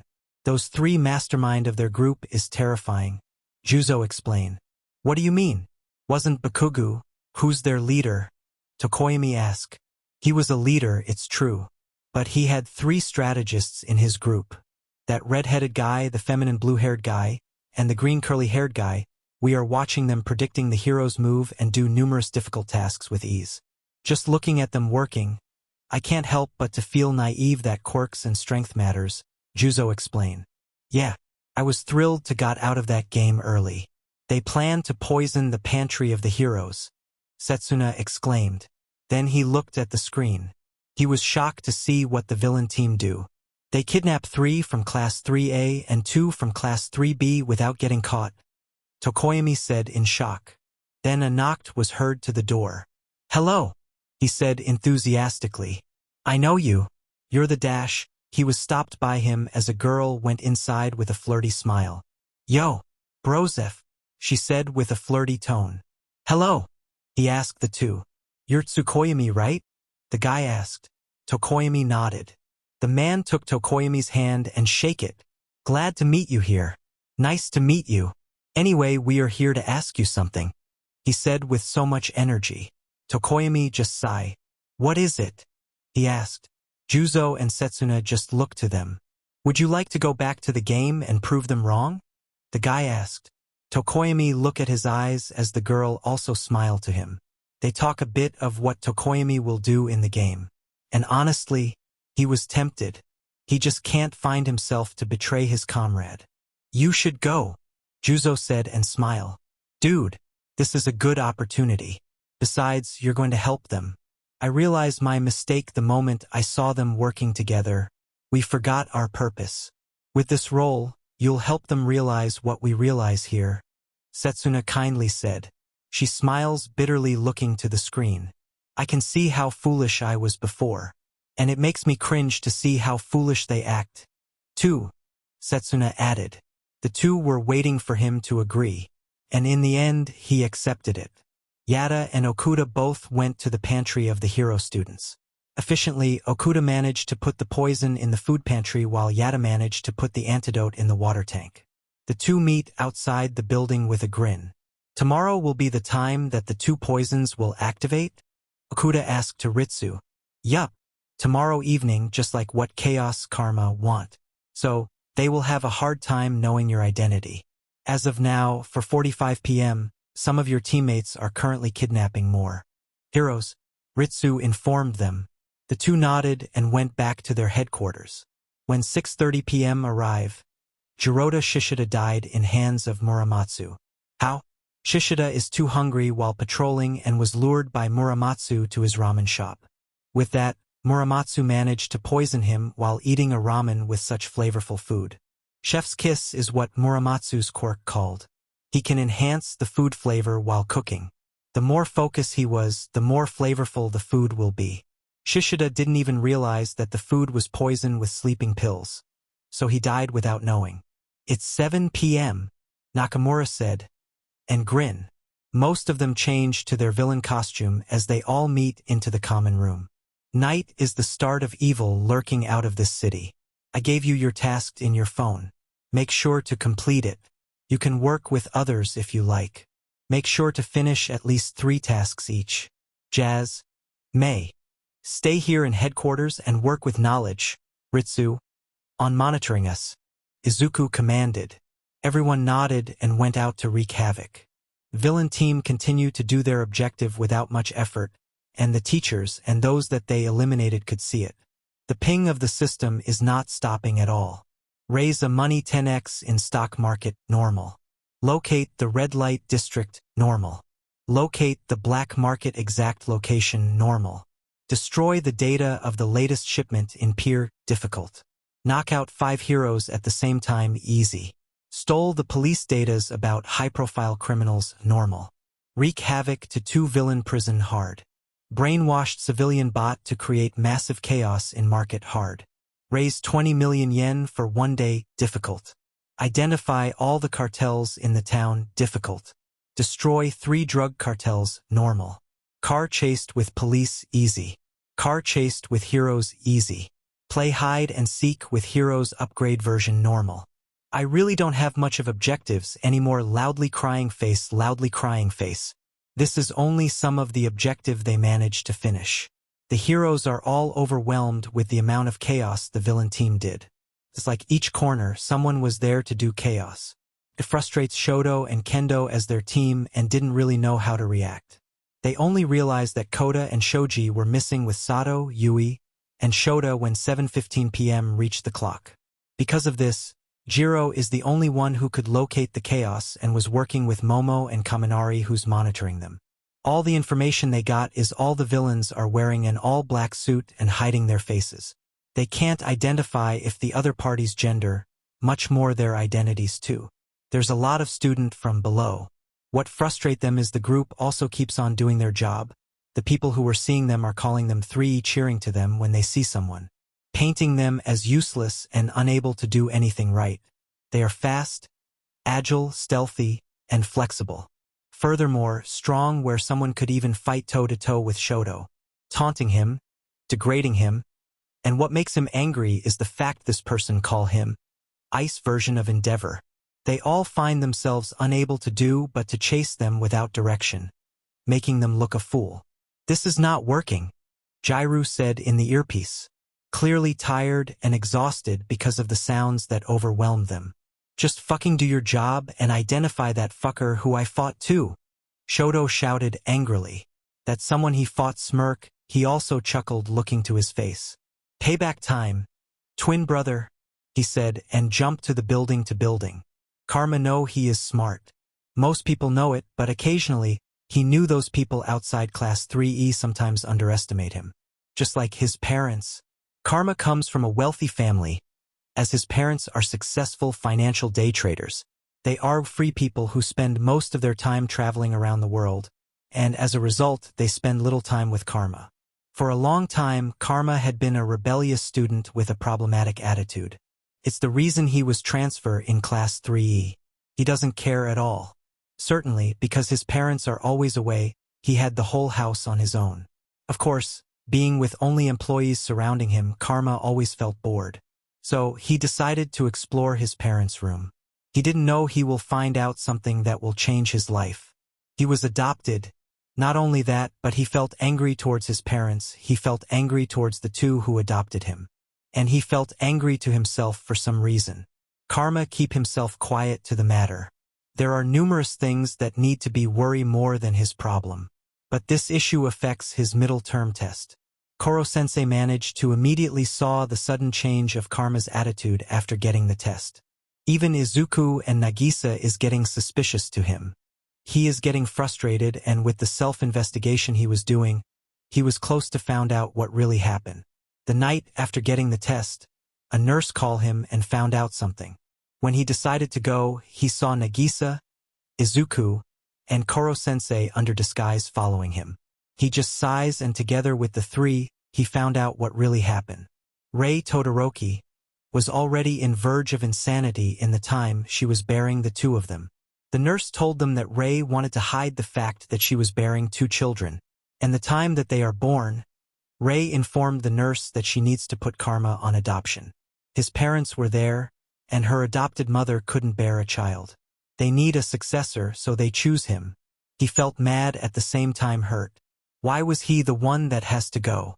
Why did his mother want to give him up? He felt his anger rise until Koro-sensei talked to him if he already knew why his mother wanted to give him up. Koro-sensei found where Ray is and asked her personally. Ray begs him not to go back to their toxic family and told him all the things happen. He can't find a fault to the woman who bore him. At the same time, his anger towards Enji grew. Now, seeing his little twin brother acting like their father enraged him. It's also the reason he was the one who handles Shoto in this battle. Karma's quirk is temperature manipulation. His quirk is like an invisible version of Shoto's quirk. It looks useless and weak, but actually strong, because his control over his quirk is perfect. He could control who will feel the temperature change, and his radius is already at 2 kilometers. He can change the temperature at will and even use it with his fighting style. Just imagine how bitch it was to fight under a place where 1 second is too cold, and the other second is too hot. The body will react with the sudden change, and Karma definitely use it a lot. One of the reasons why he had a good control is one of his quirk training is to provide a right amount of temperature in the whole assassination classroom. He is their human air conditioner and heater. Not that he complains, all of them are gaining something to that training. Karma started to investigate more about his father, and now he had enough materials to bring him down. He talks to Dabi about it, and both wanted to bring him down with elegance. Dabi's first plan is to reveal it in war, but Izuku is against it and told him a good plan to do it and Dabi compromise. Their plan changed when the UA Civil War game started. Now with Karma's identity, it will be revealed in these game too. Karma was just thankful to his adopted parents that they took him in. 10 p.m. when the chaos gradually stopped, the heroes are all too tired while chasing the villain team. They had no location and direction at all. The most exhausted of them is Jiro, who basically the only one who could locate in much wider range. Kurwaro tried to help, he could only locate one at the time. Shishida, Juzo and Setsuna are all who have the ability to gather wider information. But these 3 are already dead. Are you okay, Kyoka? Momo asked. Jiru can't speak or even move at all. Momo tried to help, since she was one of those who aren't tired. She gave her best to attend everyone, give them food and water. Denki is the one that told him that they managed to do 15 tasks in the past 3 hours, 5 easy tasks and 10 normal objectives. She just sighed and gave a grateful smile to Denki. After an hour, it's 11 p.m. when Present Mike started to announce the summary of Day 2. Hey, how's everyone, little listeners? Today we run some technicalities, that's why these summaries are all late for 1 hour. Now let's proceed to the summaries. Did heroes manage to get their comeback? Present Mike asked. All of them are really nervous to what's the result. For numbers, today you have 5 confirmed death. Pro Hero Mudman, Pro Hero Lizardy, Pro Hero Tsukoyami, Pro Hero Gavaden, and Pro Hero Grapejuice. And 5 missing members: Pro Hero Rule, Pro Hero Mines, Pro Hero Sugarman, Pro Hero Anima, and Pro Hero Tailman. If these 5 members wasn't retrieved from villains for 24 hours, they will be declared dead. All in all, heroes have 28 active members, 5 inactive, 5 deaths out of 38 members. Present Mike said. All of them felt grim and also felt more exhausted than they are. For your objective, overall you have 125 points. The objectives you managed to finish are 15 easy tasks, 14 normal and 1 difficult. All in all, they thought it was already impressive since the tasks are all difficult. Let's proceed to villain team. It's impressive just looking at the result. Present Mike said cheerful. They are still 32 out of 32 members. I could say this group is a beast. How they do this number of objectives is also impressive because they use their manpower to its fullest. The hero team's heart sank the moment they hear the overall points of the villain team. Your overall points is 680 points. 648 points for Day 2 and 33 points for Day 1. Day 2's objective that villain teams completed is 34 easy tasks, 39 normal tasks, and 35 difficult tasks. And with permission, shout out to Chaos, Cryptid, and Snake for a wonderful show. You never failed to surprise me. Message from Nezu, Present Mike said, and all of them really look in shock. That's all until tomorrow, Present Mike said. This must be faxed. How did they manage to do that all job? Nito said in shock. Agree. Are they sabotaging us? Pony asked. We are all performing badly. Mina screech again. If only I joined Baku bro, this wouldn't happen. Kirishima shouted. Oh, was it our fault now that you choose this side? Ochako angrily said. It is. You never give us chances to even choose. Kaminari shouted. May I remind you? Aizawa-sensei asked if you wanted to join the villain team and no one answer. Don't blame anyone here but yourself. Ida reprimand.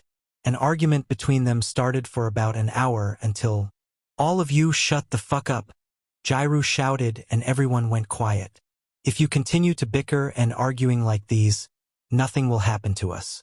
So instead of blaming someone, why don't you all think of what's the next plan? The other team already have 680 points too close to thresholds, while us didn't even reach 1/4 of it, Jairu weakly said. She looks like as if she were in pain and just forcing herself to talk. Can't you see the point? All of us are slacking, lazing a while ago. Some of us even had an audacity to play some games. I will not wash my hands. I'm one of those. While villain team continue to work. It's impossible for them to reach that number if they get relaxed from morning until evening. I guess they managed to do some task without creating big ruckus, so we are too calm. We all keep on underestimating them, and look, we look like a fool to them. Predicting each of our movement, Jiro said, looking at them bitterly. I just realized that they are slowly removing some that will give them threats not for strength but for their movement, Jairu said, looking down to her hands. What do you mean? Kaminari asked. Can't you see? They remove Juzo and Setsuna. Both of them are recommended students. Aside from that, both could locate and gather information using their quirk. Shishida's enhanced sense too could actually help us in their mass movement a while ago. Don't start with Shoji and Koda. If I went out a while ago, I might probably be eliminated too, Jairu said again. Most of them started to realize it. Jairu was right. And present mixed message, Cryptid, Chaos, and Snake, they might be the strategist of the villain team. Nezu was entertained to the show, meaning villain team already did some impressive movement that Nezu find it entertaining. We are under-prepare, we never really treat this real. For us, this is just a simple activity like we always did. But please, from now on, treat this as real, like a real war. Jairu looked to them pleading, as Shoto looked to them coldly. We'll talk tomorrow. Make sure to woke up at 5 a.m., he just said. All of them sigh and he left, not really realizing a pair of eyes observing them who blended to their group really well. If I didn't see it personally, I will not believe that this 32-31 actually managed to finish this amount of task in one day. 108 tasks got completed neatly and efficiently. What did you teach them, Karasuma-sensei? Present Mike asked. I am their physical education teacher, and she was their language teacher, Tadaemi reply. Language? Not English, Present Mike asked again. I teach them more than 5 languages. Irina replies while munching some biscuits. It's not us who teach them more than what they need to know in school, Tadaemi added, and bitterly reminiscing how they react to his death. Their homeroom teacher teach them how to live and survive in this world. Teach them a lesson how to be humble, how to treat someone, how to have a second blade to use while living in this cruel world. This teacher means a lot to them, and he was the reason these students are excelling in their path, Tadaemi added. This will only get more interesting, Aizawa said as they looked to the screen. Villain teams had some meeting after their 3 hours wrecking havoc in the city. All of them are satisfied to their performance and how they execute the plan. There are numerous variables they consider doing that plan. They all make sure they strictly follow the pattern that Izuku gave them. With that, they are not exhausted as the hero team. Tomorrow we will move after dinner, so everyone was free to do what their alter ego.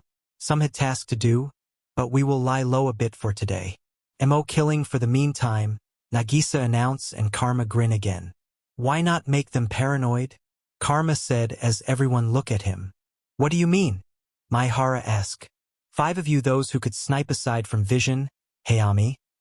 We'll have a meeting tomorrow morning. We'll play them a bit, Karma said and devilishly grinned.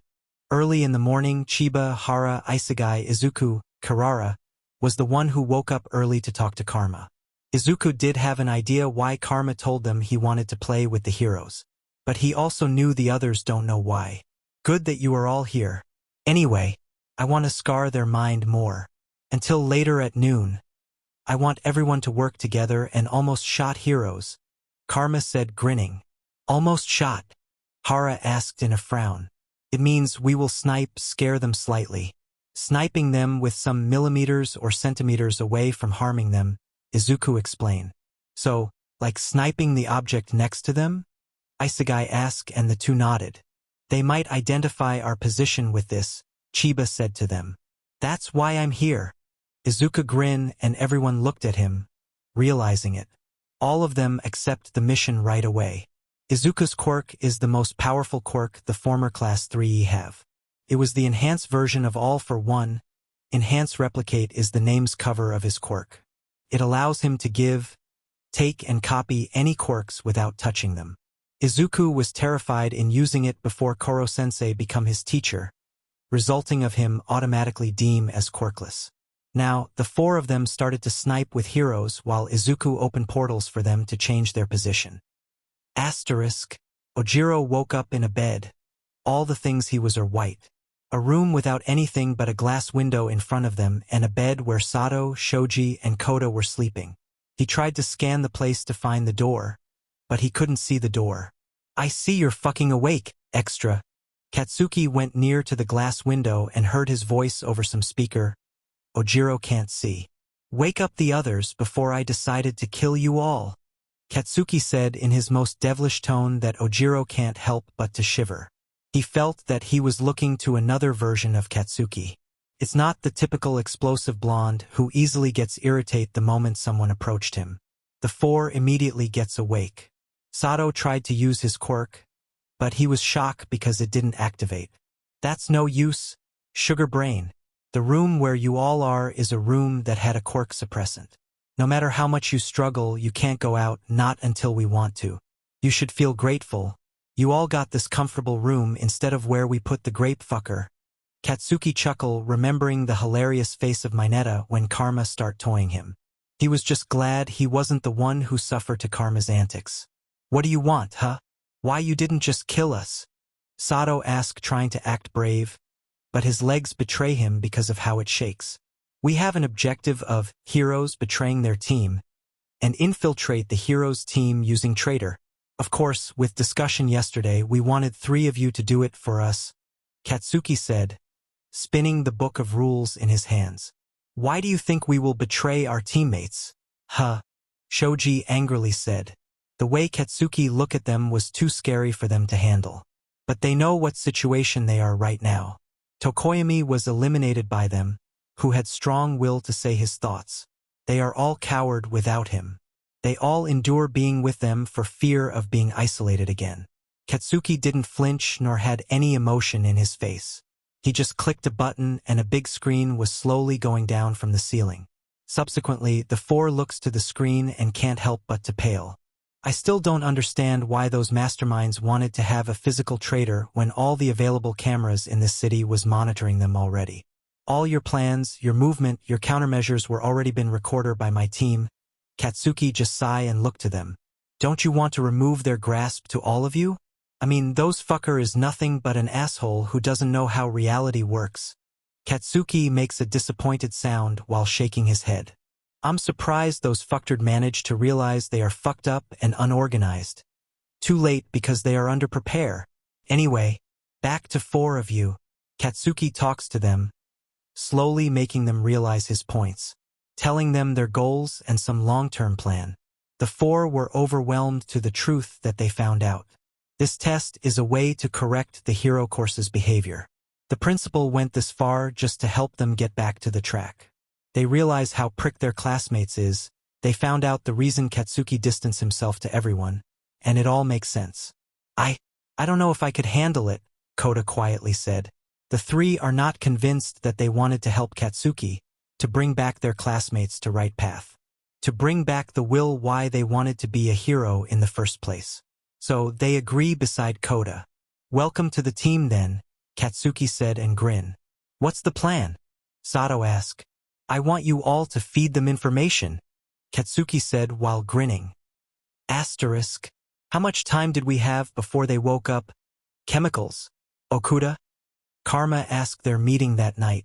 They woke up around 6 a.m. tomorrow, Okuda informed him. Good. We'll do 3 difficult objectives with them. But it has a risk, Nagisa said, and everyone looked at him. What do you mean risk? Is there something wrong? Sugaya asked and everyone looked at them. Indeed, they're a massive risk. With earphone jacks burst out a while ago, it is safe to say the heroes will have a level of brain that they will use from now on.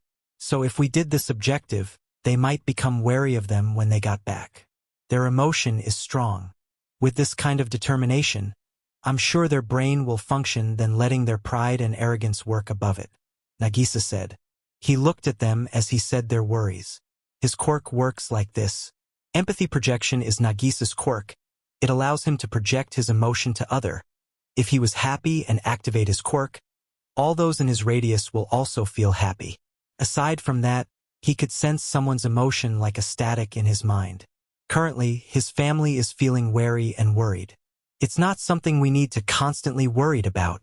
Remember, we grew up in constant pressure, in a world where everyone is opposed to us and against the world situation. But we all overcome it. And here we are, we don't need to be wary to them. But what we need to do is to observe, Izuku said and smile. And attack when the opportunity was presented. All of them said in sync, aside from Mei and Hitoshi. The two just smile and Izuku smile. Toxic, Hitoshi. Tomorrow prepare for your first big task. Will you accept this job? Izuku asked and pointed out 3 difficult tasks. Hitoshi smiled and nodded. Of course, cryptid, Izuku. He replied and nodded. He holds his scarf around his neck. Instead of it being white, it's actually now a black scarf. It complements it to his costume right now. What's the risk then? Takebayashi asked and fix his glasses. Feed more information to the hero students. Karma's eyes become toxic again as a purple aura started to be emitted by him. Everyone was in shock to the risk. Do you mean, we will give a good amount of information about us? Kurahashi asked immediately. Just the number of male and female colors of our hair, and we will give up one of our headquarters, Karma said and grinned. I see, Isugai said. He could see the gain they will get the moment they give up it. It's like they will retreat to gain more advantages. Was that too much? I mean, that's a lot of information already, Hitoshi said worried. Not really, toxic, Hitoshi, we work with pressure. Even if they knew all the information about us, we could still have plenty of advantages. I suggest adding some of our quirks too. I'll volunteer my quirk, Kataoka said. And another 10 volunteer to reveal their quirks in the hero teams. You're absolutely crazy. Hitoshi chuckled, looking how enthusiastic everyone. No pain, no gain, Kimura proudly said. He was one of the volunteers to give his quirk to the hero team. Kimura's quirk is footwork. It allows him to maneuver his foot to his liking and added a speed above average. Thus, he is the fastest among them. Not that they gain a lot of advantage knowing our quirks. We are not one-trick worker. Quirk wasn't our big asset, Kano said and smiled. She is also one of those who volunteer to give her quirk. Her quirk is a bone shifter. It allows her to be flexible as she wants since she can mold her bone whatever she wants. I see. Then I guess we could add my identity as one of the information that you'll give. Jazz's identity will be a big risk to give, Hitoshi said, and everyone smiled. All right, let's talk about Tsukuyomi's role. He'll be one of our guests too, Izuku said. Katsuki is just listening to them. When working with this 3 giant, you need to listen as they know what they are doing. Besides, he knows his leadership is just a cover for the villain team. Not that it matters, all he wanted was the result so he could tolerate the extra who doesn't know how to behave. Wasn't that against the rules? Keano asks, but Izuku shakes his head. No, since we could invite guests from outside, and since Tsukuyomi is already eliminated, it means he is already an outsider. As of how we could recruit him, since we can't leave this ground, I ask Inesakuen and Kamichan, who just arrived a while ago with the big three, to convince him. And since I told the two not to go inside for a while until they convince him, Izuku said and smiled. What is his role then? Mimura asked curiously. Even Okajima and Maihara are all curious to Izuku's plan. I will apply the concept of Nomu to him. But instead of being mindless, I want him to be able to move freely, Izuku said and laughed. Translation please, Yoshida complained. Everyone laughed as Terasaka was blushing since he was the one who looked confused. He wanted to make those extra to think we have higher caliber of this mindfulness quirk, Katsuki said and looked to him as if another head grows to his neck. What? He asked as everyone was still looking at him. How did you even understand that? Okajima asked, pointing to him. What kind of idiocy are you all up to now, Fuchler? I grow up with him, he is my fucking boyfriend. What do you expect? Katsuki asked as if it's the most obvious thing in the world. It's a bit contradicting, Kenzaki softly said, and everyone nodded. Katsuki just rolled his eyes. So act like he was completely brainwashed? Take Bayashi confirming. Izuku nodded in reply. We will also not do another mass completion of objectives, Karma said. And Nagisa nodded. Huh? Why not? Yada asked. We have 11 days to do most of the objective. We already finished 113 tasks out of 300 in just 2 days. We have plenty of time to lie low, to play, and to make them frustrated. Just relax and enjoy the game. Don't stress too much, health is far more important than this game's. So we will enjoy those attractions that this fake city have. Okay, Nagisa said. All of them laughed and nodded. Yup, let's go outside and play a bit. There are a lot of food stalls and even an amusement park at the south. There's a mall here too, Nakamura happily said. So, they agree to enjoy the attraction of the place for today aside from their major meetup with Hero Team in Kuroten Enterprises and Hatsum Industry. The heroes are all exhausted. They didn't sleep at all the whole evening because they need to investigate the incident. The police bots requested their presence to the investigation. They can't decline it, since there is a normal objective about responding to police. Good thing is, they feel relief that there is also some student who didn't sleep in the entire day, just like the police chief of that police department, Isegai Yuma. Isegai did give them some coffee and teas, giving them a kind smile and apologetic smile that they need to went through that. Then the next day, some tried to sleep, but someone is sniping them. Jiro was too tired to do her job due to quirk exhaustion. So they don't have a choice but to locate them manually. Each time they could locate where the snipers are, the place will be empty, and a note was leave there with you missed, better luck next time, and a codename so far. They know there is 4 sniper and Katsuki was one of them. Having the codename of KEM, which stand for King Explosion Murder. Kirishima is the one who managed to decode it. They are shocked that Katsuki could even use a sniper gun. What's more irritating is they will only aim their side. Like they purposely aim what's next to them.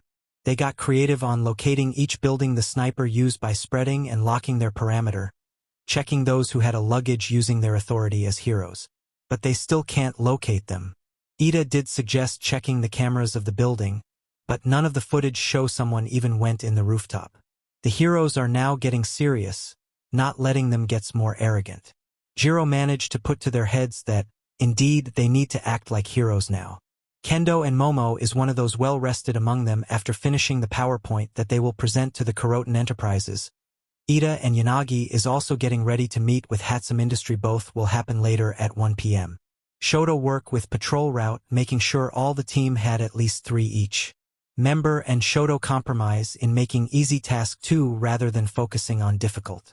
The paperworks were also done by them. They are really focusing on 3rd day. Nothing major happened.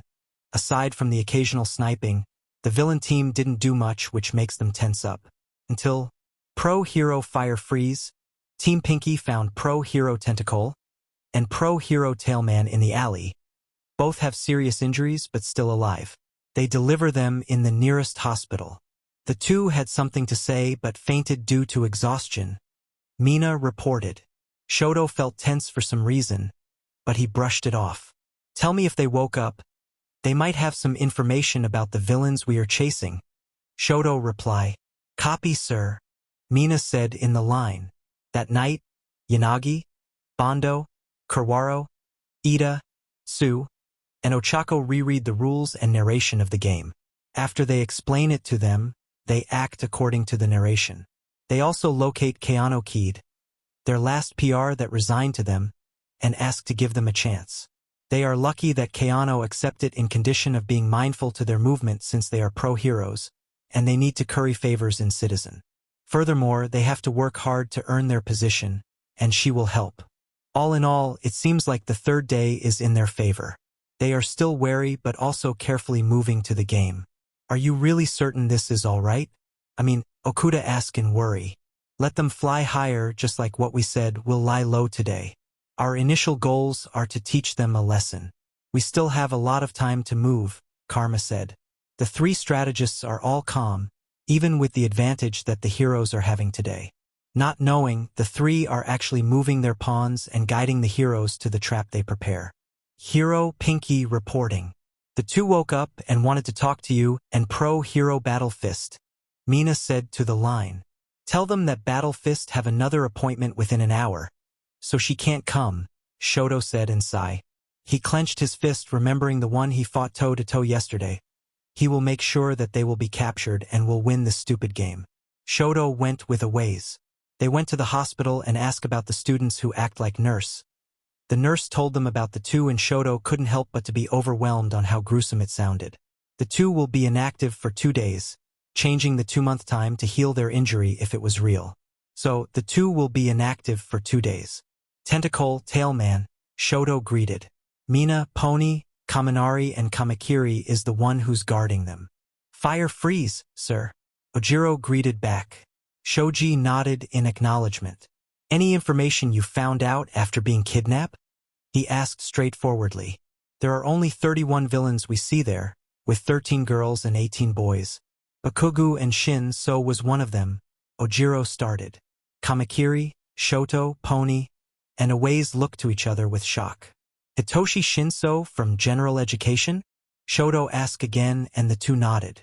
Most of them wearing masks to cover their mouth and eyes, hoodies too wearing black hoodies. But we managed to see some of their hair color, Shoji said in sigh. Shoto's eyes darkened and looked to them. Speak, he said freezing right now.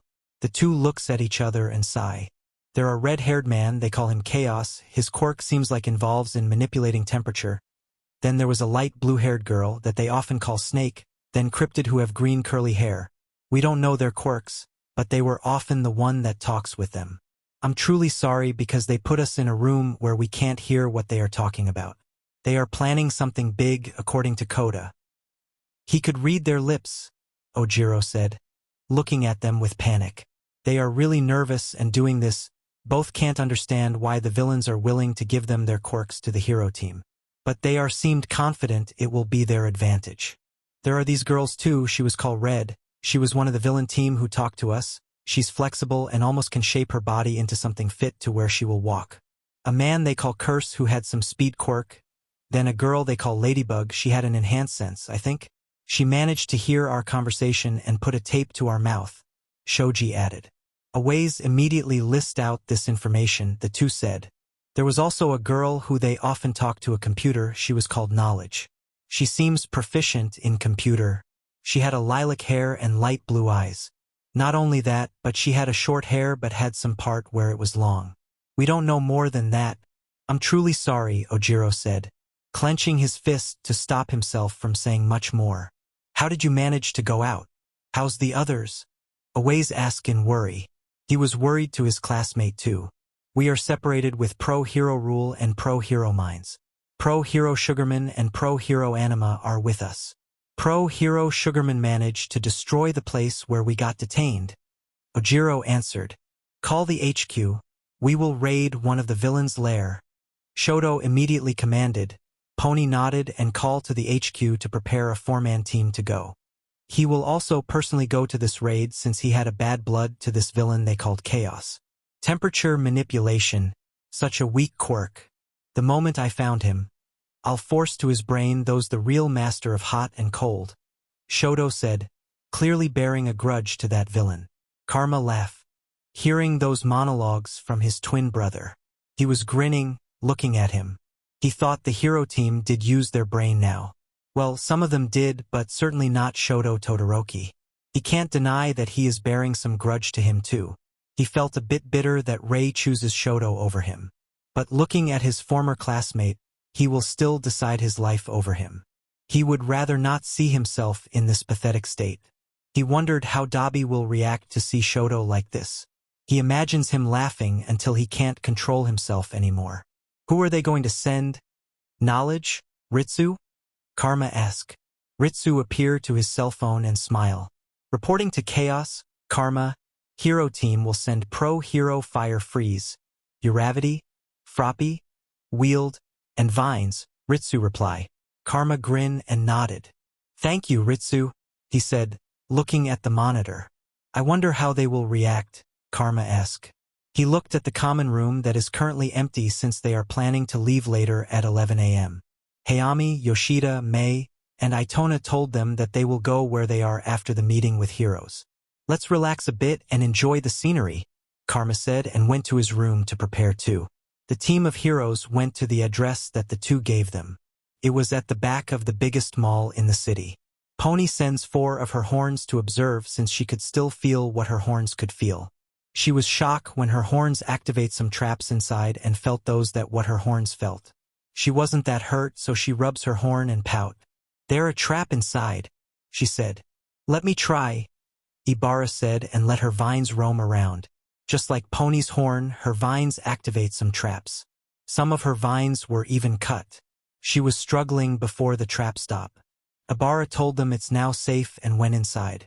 Shoto felt his anger rise when he realizes the villain team already moved out. They saw where in the prison they put the two. They also saw some of Minetta's adhesive sphere was also in the other cage. And it seems like this was the place where they kill Minetta. Sue and Uraraka saw some cable in some rooms, and it seems like someone took a computer to that place. He screamed in frustration and burned the 2 buildings. After burning it, he activates his ice. The other Class 3A was shocked to see Shoto using his fireside. He didn't use it before, just today, and it seems like he used his fire to burn what he really hates. They are fast to move. If only they woke up much earlier, Uraraka said. We can't do anything anymore but focus on our objectives. Some managed to finish about 37 easy tasks, and 15 normal tasks, Karo, Sue said, and they all nodded. Look at the bright side. Fire Freeze, we have some information about Villain Team now. Thanks to Sugarman's sacrifice, Tailman and Tentacle managed to escape and provide us information. Our information gatherer also added with Tentacles come back later, a ways compromise. Shoto breathed deeper and nodded. Continue making task and observe the surrounding. If you found out who had this kind of quirk here, informed me, Shoto commanded again. They all nodded and went for another patrol.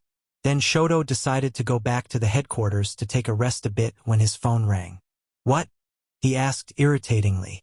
Well, you asked us to investigate where we could see the information to all the students who participate here, right? Rin asked in the next line. Yeah. So did you find out? He asked coldly.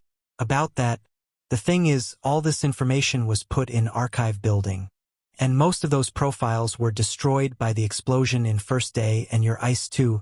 Shoto's temper increased again as he threw his phone. What the fuck? He shouted. Didn't expect that the building those villains explode is a building that he will need in near future. And that future is now.